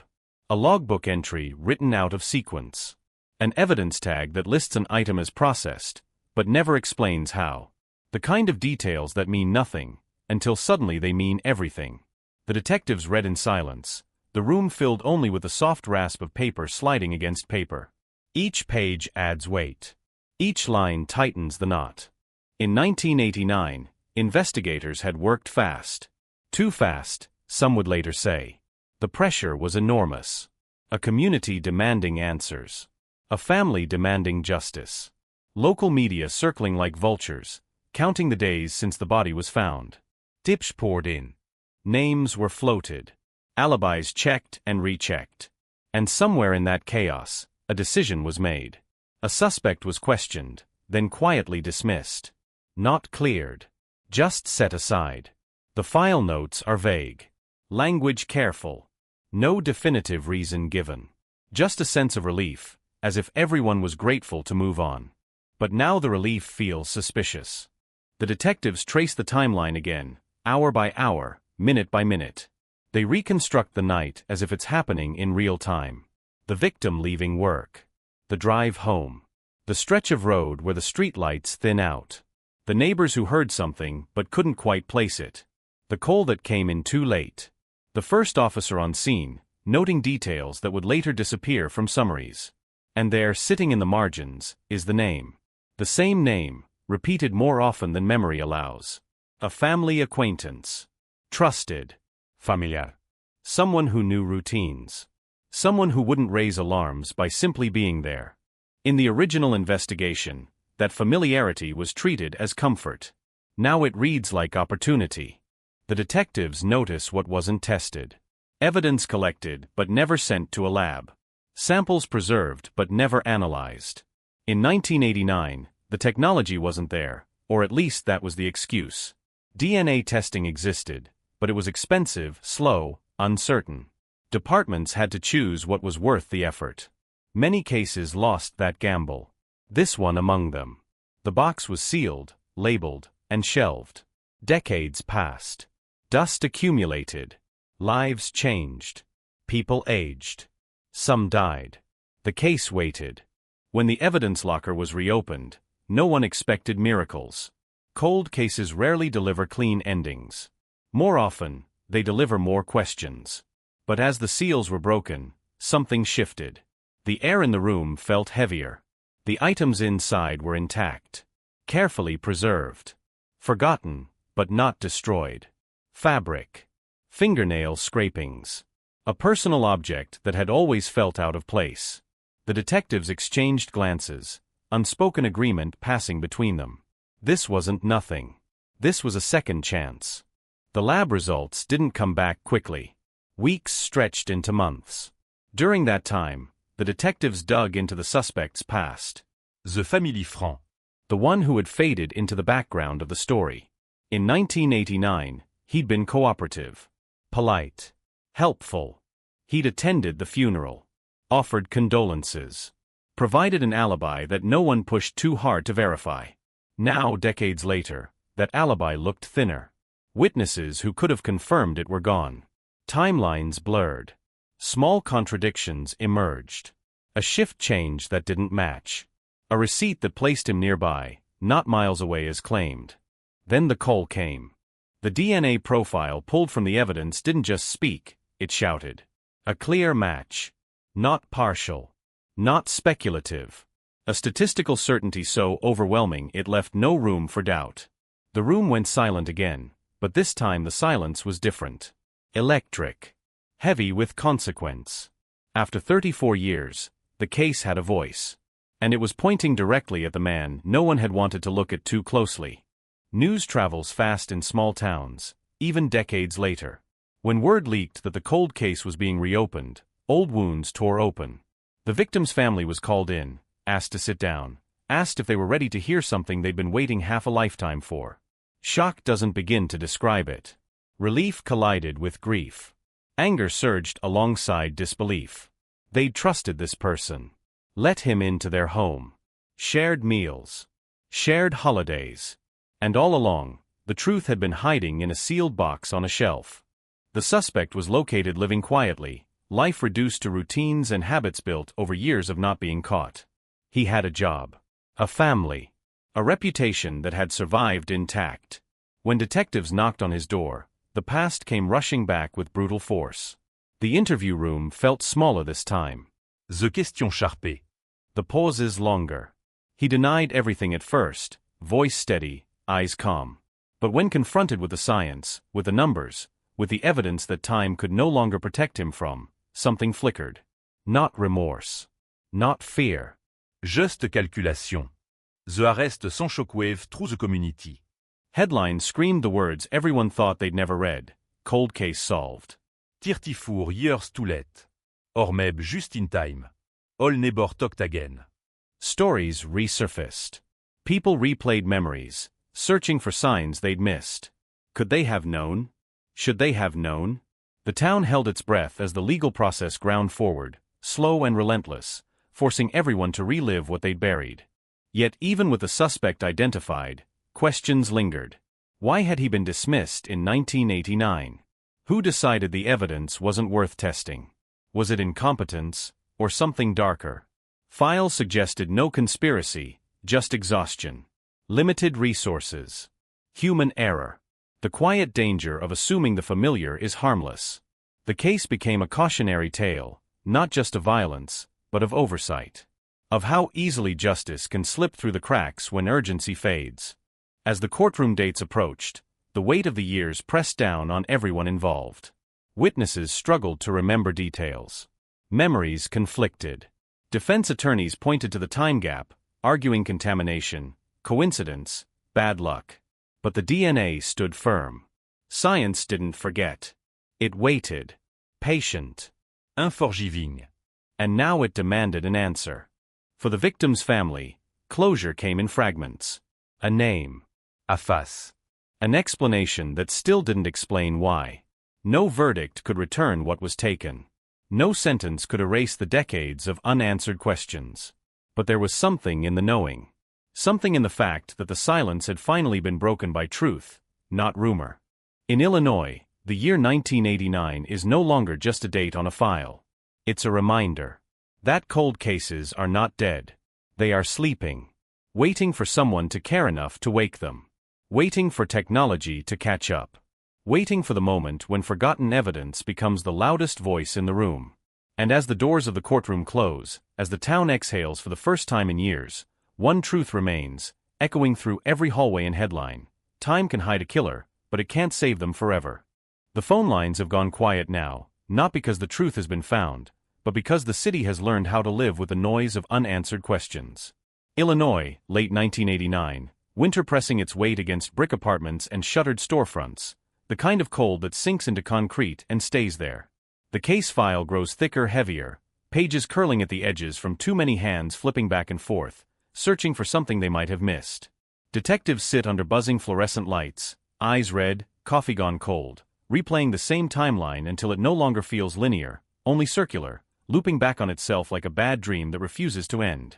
A cold case, the papers call it now, the words stamped like a verdict across headlines that once screamed and now barely whisper. The victim's name still echoes in certain neighborhoods, spoken carefully, almost respectfully, as if saying it too loudly might reopen the wound. Friends age. Parents grow older. The room where it happened is repainted, refurnished, rented out again. Life moves forward, indifferent, but the crime scene photos do not change. Blood patterns frozen in time. Furniture marked with yellow evidence tags that have long since been peeled away. The smell of disinfectant that never quite erased what happened there. Investigators know every inch of that room by heart. They can close their eyes and walk through it step by step, where the body was found, where the struggle began, where the silence finally settled. Tips still come in, though less frequently now. A man at a bus stop claims he saw something years ago. A woman calls late at night, her voice shaking, saying she heard a confession during an argument that ended in divorce. Each lead is logged, assessed, often dismissed. Memory blur. Stories shift. Time corrodes details until truth and imagination become nearly indistinguishable. Detectives learn to listen without believing, to hope without expecting. This is a grain of a cold case. No dramatique, no cinématique, juste relent-laisse, slow érosion. Inside the evidence room, boxes sit stacked like forgotten coffins. Brown cardboard, black marker scrawled across the sides, case number, date, victim's name. One box, sealed tight, has not been opened in years. Inside it, items once considered too insignificant, too contaminated, too inconclusive to matter. Fibers that didn't match anything known at the time. A partial print smudged beyond recognition. Biological material collected before DNA analysis was more than a theory discussed in academic journals. Back then, it was stored away, catalogued, waiting for a future no one could quite imagine. Outside the station, the community's anger has cooled into resignation. Murals fade. Candlelight vigile stop. New crimes replace old ones in the evening news. But for the family, time does not heal, it only stretches the pain thinner, spreading it across decades until it becomes part of daily existence. Holidays arrive with an empty chair. Birthday pass marked only by silence. They learn to measure life not in years but in absences. Each knock on the door carries a brief, irrational hope that this time, finally, someone has answers. The original investigators are older now. Some retired. Some transferred. Some buried. The case is passed down like a curse to younger detectives who inherit boxes, transcripts, grainy photos, and a responsibility heavy enough to bend their shoulders. They read reports written before they joined the force, handwriting slanted, language dated, assumptions shaped by another era. They notice things their predecessors couldn't have known to look for. Patterns that only become visible after years of failure. Technology advances quietly, without fanfare. Databases expand. Methods refine. DNA, once a novelty, becomes routine, then revolutionary. Cold case units begin to form, staffed by detectives who specialize not in chasing suspects down alleys, but in chasing time itself. They reopen files others have written off, not because they expect miracles, but because sometimes persistence outlives probability. The Illinois case lands on one of their desks again. Not with urgency, not with optimism, but with a question: what if? What if something in those boxes could speak now? What if evidence dismissed in 1989 could finally be heard? A request is filed. Permissions granted. The evidence locker opens with a dull metallic sound, a door creaking as if protesting the disturbance. Dust rises. Gloves snap into place. Items are removed carefully, reverently, like relics. A swab is taken from preserved material. Another from a fabric scrap. Chain of custody forms are signed, dated, photocopied. The samples are sent to a lab where machines hum softly, indifferent to the weight of what they're about to reveal. Days pass. Weeks. No one talks about it openly. Experience has taught them not to. While the lab works, detectives revisit witnesses who swore they'd already told everything. Doors open reluctantly. Faces tighten at the mention of the victim's name. Some details change. Some remain stubbornly consistent. One name surfaces again, quietly, almost apologetically. A person who had been around back then. Close, but not too close. Helpful, but not overly so. Someone everyone trusted enough not to question too deeply. Back in 1989, that trust had been enough. Now, it feels like a mistake. Old alibis are examined under new light. Timelines reconstructed with modern precision. Phone records, once limited, are reconsidered. Employment logs rechecked. The suspect pool narrows not through drama, but through elimination, like pieces being slowly removed from a board until only one remains. Then the call comes from the lab. The kind of call detectives pretend not to wait for, but always do. A match. Not perfect, not cinematic, but statistically significant enough to stop the room. The numbers speak in probabilities, but the implication is unmistakable. Someone's DNA, preserved through decades of darkness and doubt, has finally found its voice. The name attached to it is familiar. Too familiar. A family friend. Someone who attended gatherings, shared meals, offered condolences when the body was barely cold. The realization hits not like a punch, but like a slow, nauseating drop. Memories rearrange themselves instantly. Gestures once read as kindness now feel rehearsed. Grief once shared now feels staged. Detectives sit in silence, absorbing what this means. Not just for the case, but for everyone involved. For the family who trusted the wrong person. For the investigators who didn't look hard enough. For a community that lived alongside the truth without ever seeing it. The suspect is still alive. Older. Slower. Living a life built on a foundation no one questioned. Surveillance begins quietly. No sirens. No headlines. Just observation. Movements logged. Patterns noted. The suspect senses something, perhaps a shift in the air, an unease they can't explain. People who have lived with secrets for decades often develop an instinct for danger, even when they don't know its source. The case is no longer frozen. It is thawing, slowly, unpredictably. Each step forward threatens to collapse the fragile structure built over years of silence. Detectives know better than to rush. One mistake could undo everything. They move carefully, deliberately, aware that they are walking into a past that has already destroyed enough lives. As night falls over Illinois, the evidence locker door closes again, but this time it feels different. Not like an ending, but like a breath held just before impact. The city sleeps, unaware that a truth buried since 1989 is beginning to surface, molecule by molecule, memory by memory, preparing to shatter the illusion that some crimes can truly be forgotten. The year is no longer 1989, but the weight of it still presses down like a hand on the throat, because by now the case is old enough to drink, old enough to vote, old enough to have grown children of its own, and yet the evidence refuses to age quietly.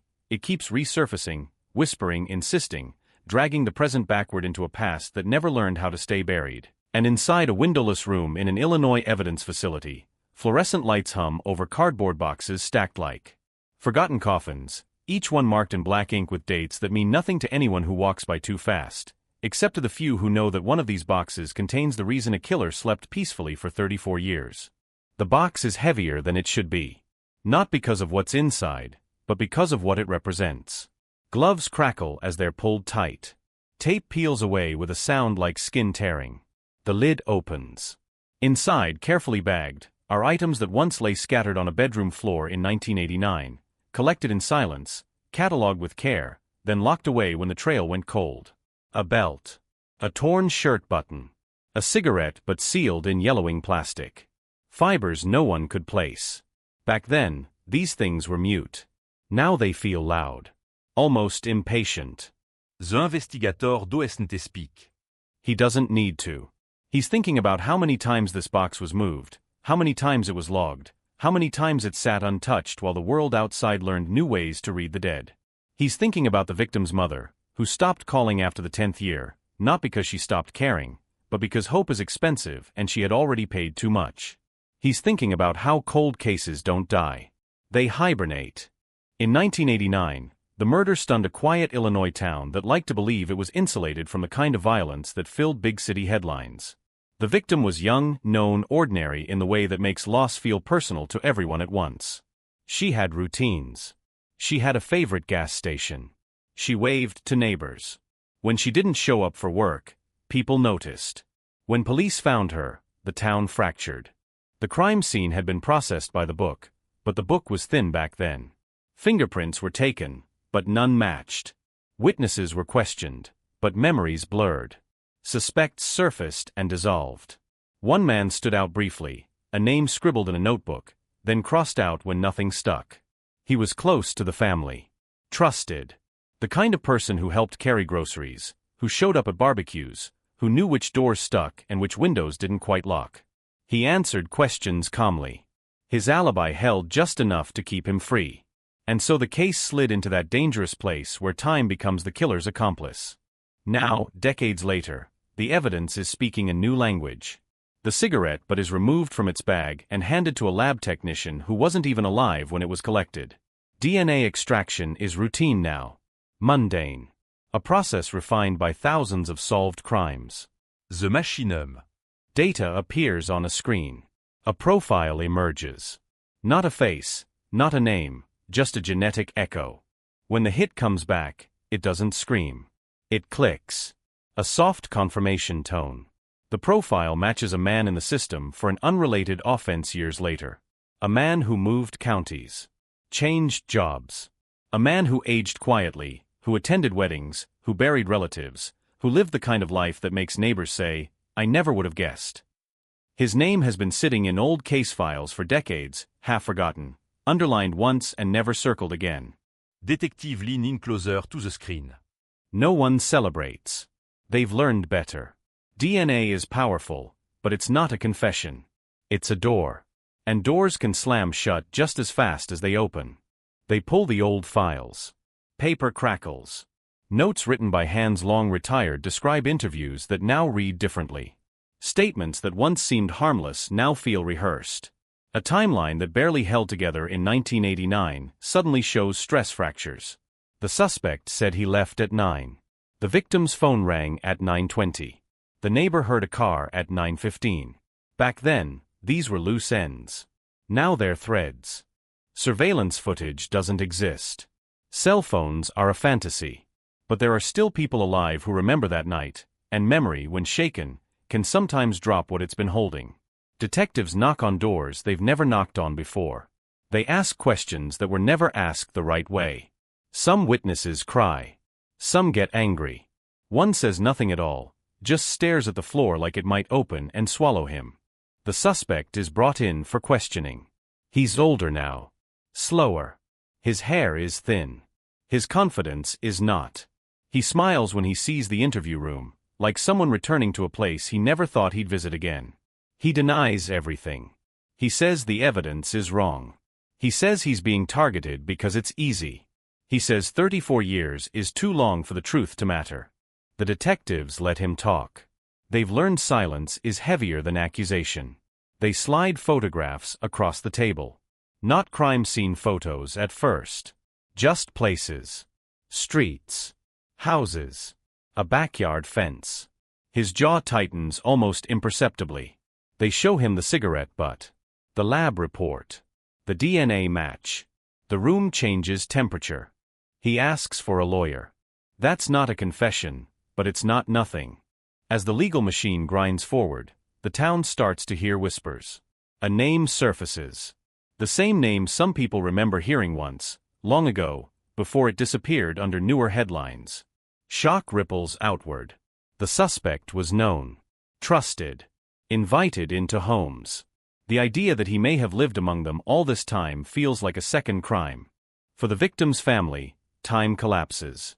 The phone rings, and suddenly they're back in 1989, standing in a hallway that smells like coffee and bad news. They are told the case has moved forward. They are told about DNA. They are told a suspect has been identified.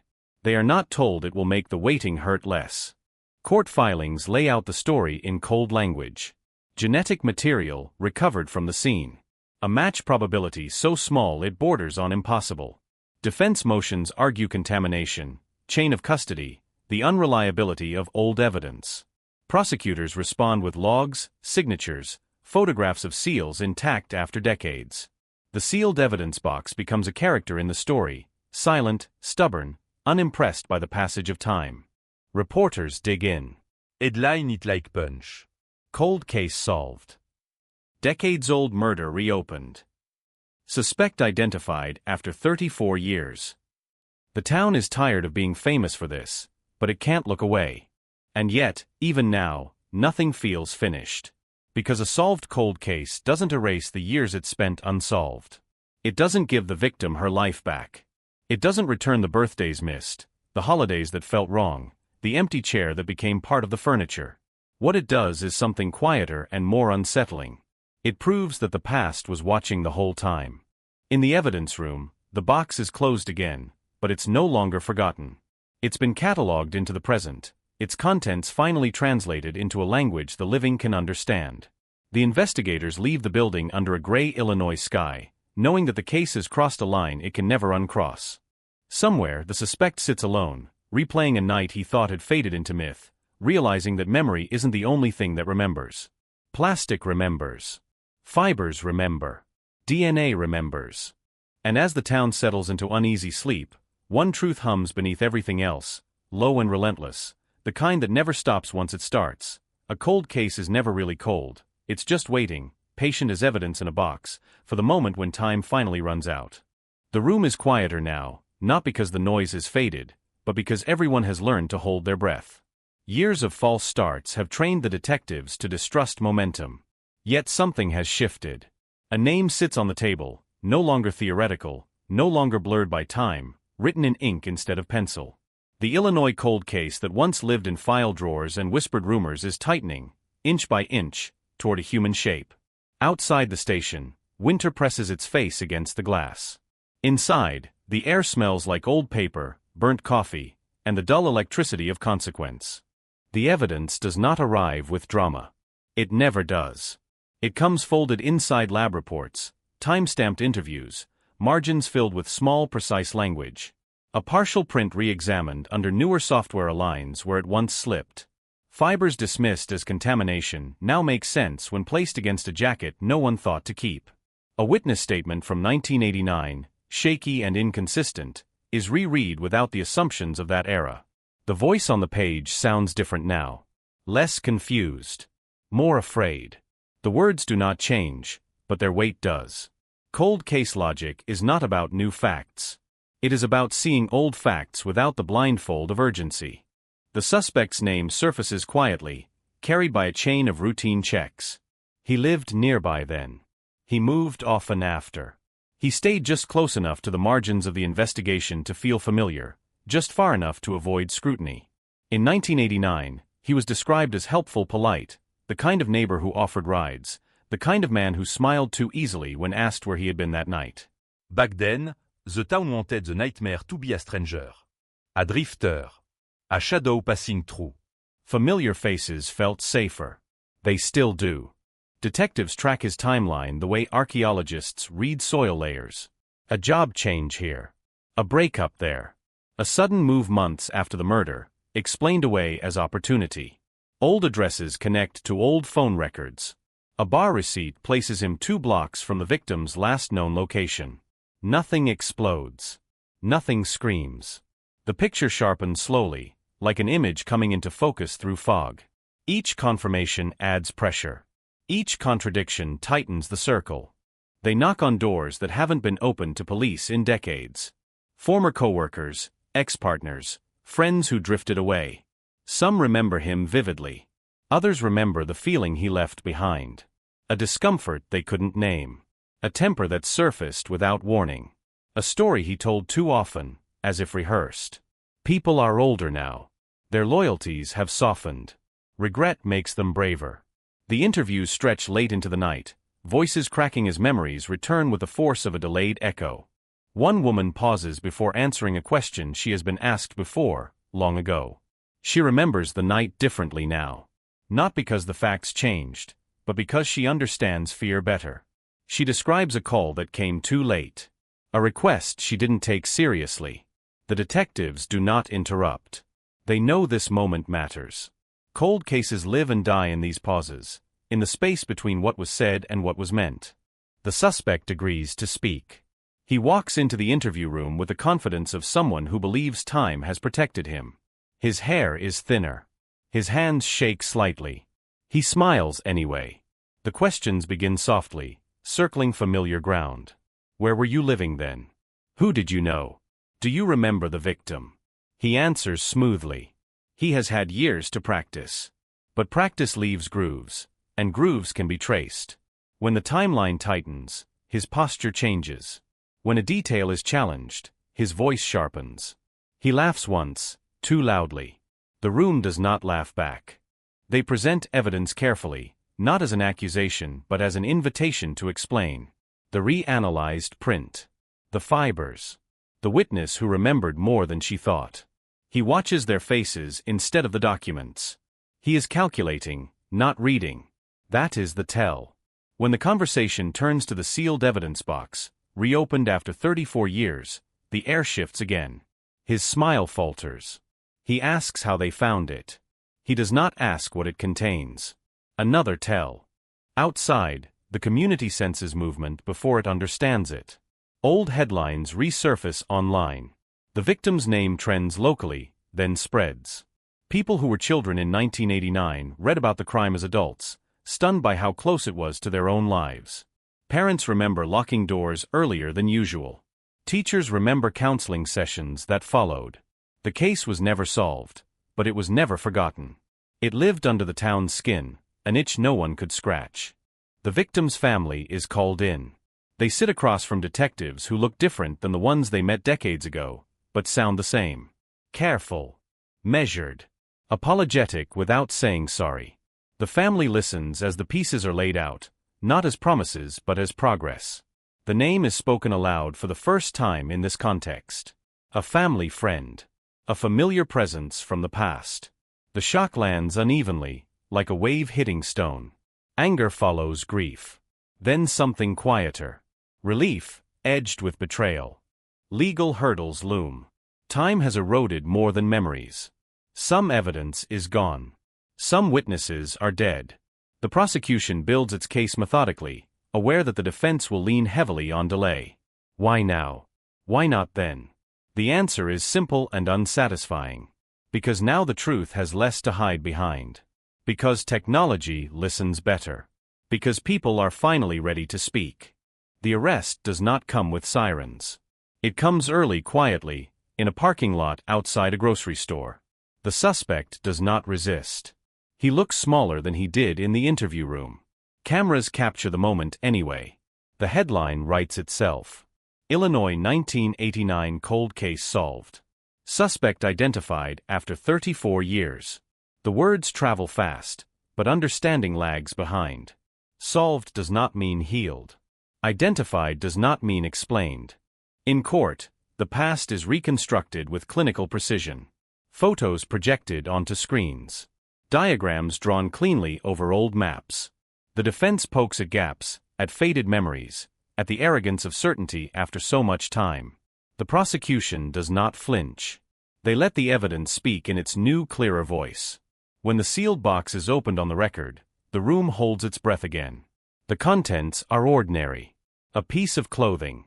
A small object. Ordinary things become extraordinary when they survive long enough to tell the truth. The verdict does not erase the years. It rearranges them. The community exhales, not in celebration, but in release. Conversations change. The story gains an ending, even if it is not a comforting one. People visit the place where it happened, now unremarkable, and feel the weight lift slightly. Justice, delayed, arrives without ceremony. And yet, the cold case leaves its mark. It reminds everyone that time is not a shield. That silence is not the same as safety. That evidence waits, patient and unforgiving. In Illinois, in 1989, a life was taken and a town learned to live with the absence. Decades later, the truth surfaced not as a revelation, but as a reckoning. The echo fades, but it does not disappear. It settles into the collective memory, a warning written in solved files and reopened boxes, a reminder that some stories end only when they are finally told.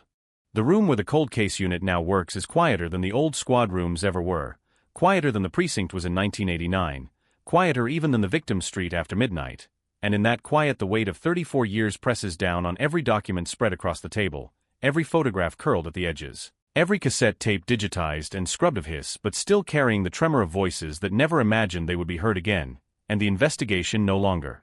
Feels like a hunt so much as an autopsy of time itself, layer after layer peeled back, not to relive the violence but to understand how it hid so well for so long, how it slipped through the cracks of an era when technology lagged behind brutality and certainty was often built on instinct instead of proof. And as the detectives work through the files, the sense grows that the case did not survive all these years because it was too complex, but because it was too ordinary, too easy to misread, too convenient to shelve once the headlines faded and the community learned to live with unanswered questions. They revisit the first suspect, the one who loomed large in the early weeks, the man whose name was whispered in bars and printed between cautious quotation marks, the man who fit the profile before anyone really knew what the profile should be, and in the light of modern analysis his shadow shrinks, alibis once dismissed as flimsy now supported by timestamps, by work logs, by witnesses whose memories align with documentary proof. And it becomes clear that suspicion in 1989 was a blunt instrument, swung hard and often, leaving dents but no clean breaks, and the case drifted because the investigators were chasing shapes instead of substance, impressions instead of evidence, narratives instead of facts. The files show how quickly momentum bled away, how leads were marked exhausted when they were merely inconvenient, how lab backlogs delayed results until urgency evaporated, how a single misfiled report sent an entire line of inquiry into a dead end, and as these details surface the story transforms from a mystery of who committed the crime into a question of how the system allowed it to remain unsolved. How a killer benefited not from brilliance, but from the slow grind of bureaucracy and the limits of the time, and this realization doesn't absolve anyone, but it sharpens the tragedy, adding a new layer of loss to a life already stolen. Then comes the turning point, not dramatic, not cinematic, but devastating in its simplicity, a routine audit of old evidence boxes prompted by a grant application, a line item on a spreadsheet, a requirement to catalog everything before funding could be approved, and in a dusty storage room a detective opens a box that has not been opened since the early 90s, sealed, labeled, forgotten. And inside are items that should have been examined more thoroughly, items that once held potential but were sidelined by limitations that no longer apply, and among them is the piece that shifts everything, biological material preserved just well enough to survive decades, silent, patient, waiting for a science that did not yet exist. When the lab report comes back, the language is clinical, restrained, but the implications are seismic, a profile extracted, partial at first, then refined, then run through databases that did not exist when the victim's family first stood in front of microphones begging for answers, and the result is not a name, not yet, but a direction. A narrowing of possibilities so sharp it feels like the walls are closing in on a truth that has been hiding in plain sight, and the detectives feel it, that low hum of inevitability that signals a case is waking up after a long sleep. They build carefully now, methodically, aware that every step will be scrutinized, that memories have aged, that witnesses have died, that mistakes made now cannot be blamed on the past, and they cross-reference the new genetic data with old timelines, with vehicle records, with employment histories, with movements once considered irrelevant, and a pattern begins to form, faint at first, then undeniable, pointing not to a stranger lurking in the dark, but to someone embedded in the victims. World, someone whose proximity once made them invisible, whose familiarity acted as camouflage, allowing them to pass through suspicion untouched.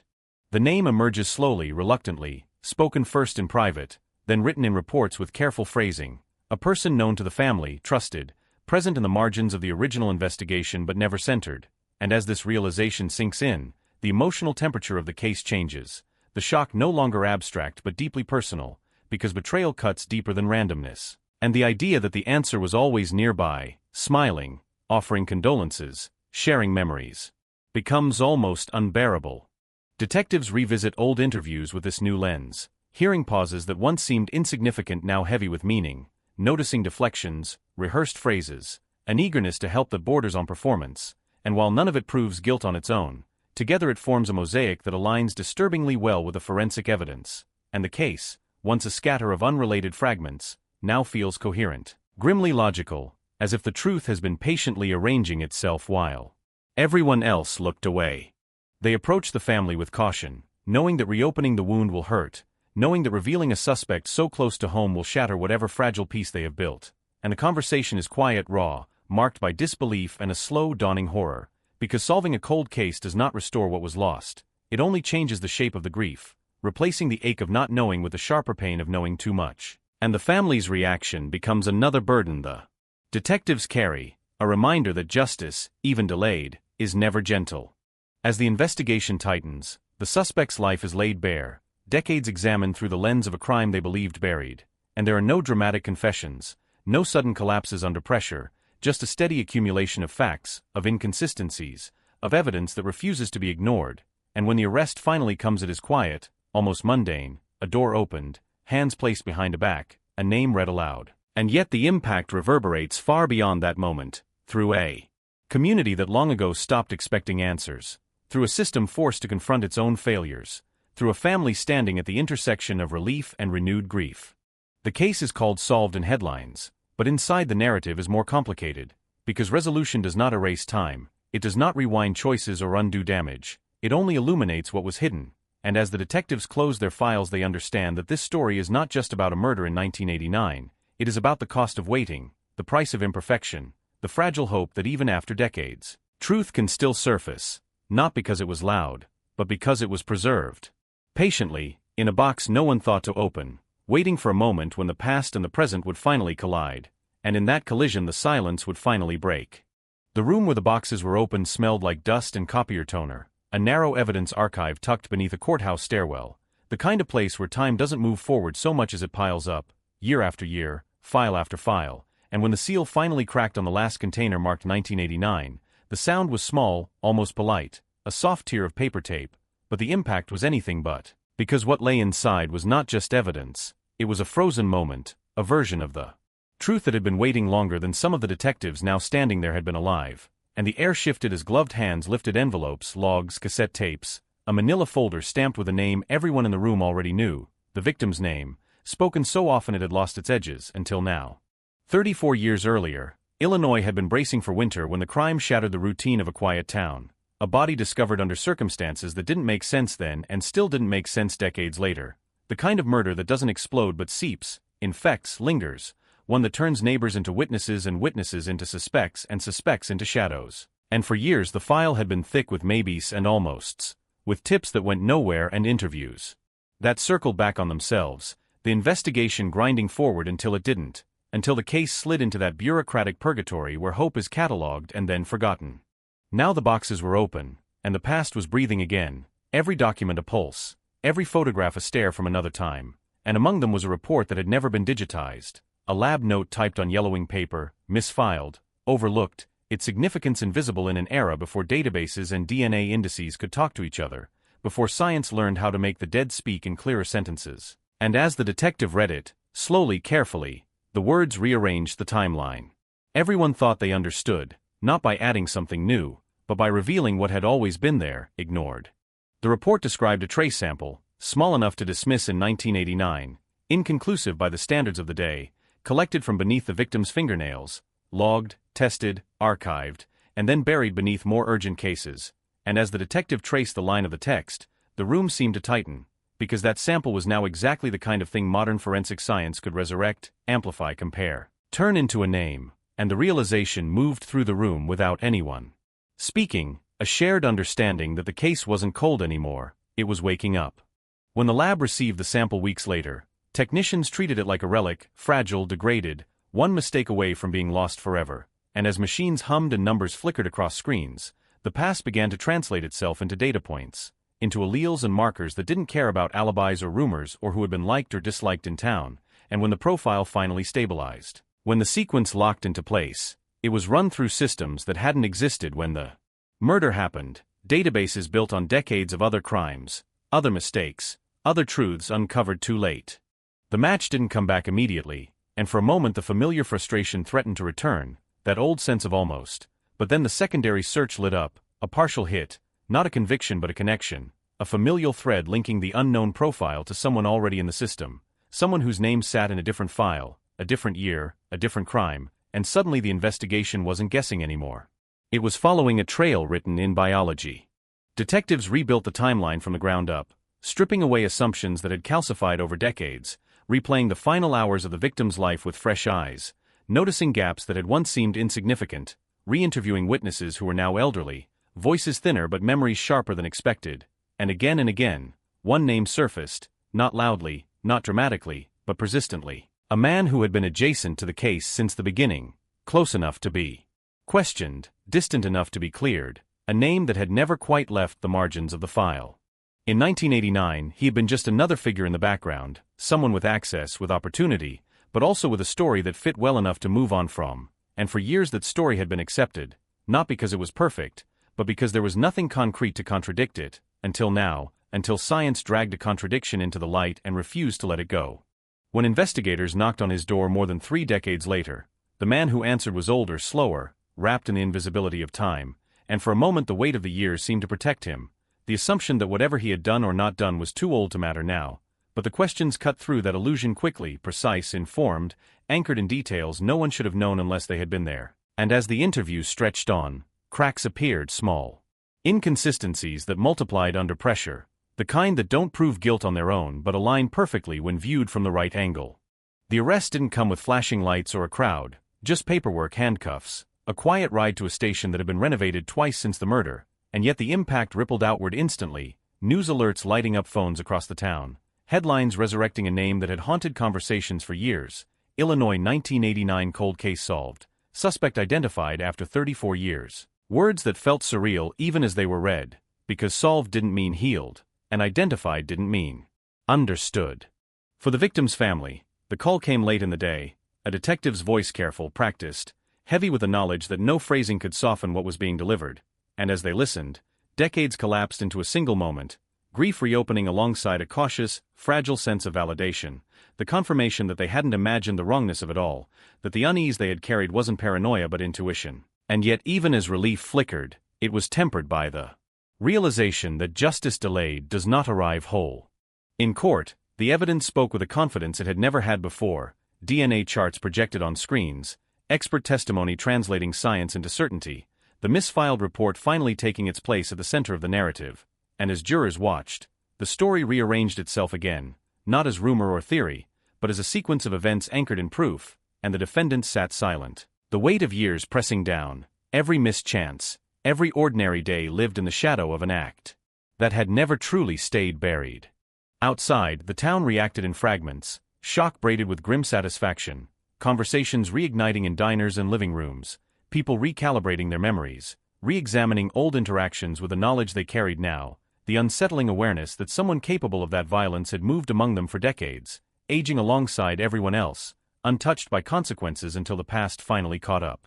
The case closed on paper, stamped, signed, archived again, but differently this time, no longer a question mark but a conclusion, and yet the story refused to end cleanly, because cold cases never really do, they linger as reminders of what time can hide and what it can't, of how truth doesn't expire just because it's inconvenient, and as the evidence boxes were resealed, now lighter in one sense and heavier in another, the room seemed to exhale, a long-held breath released. Somewhere in that archive, among thousands of other files, there are more envelopes, more overlooked reports, more voices waiting for technology, for attention, for the right moment, and the Illinois case stands as both a warning and a promise, that no matter how many years pass, the past is patient, and it keeps its receipts, and when it finally speaks, it does so with a clarity that cuts through decades of silence, leaving behind not closure, not peace, but something colder and more enduring. The undeniable weight of the truth, and the echo of a question that will always follow cases like this. How many answers are still locked away, and how long will they wait before someone listens?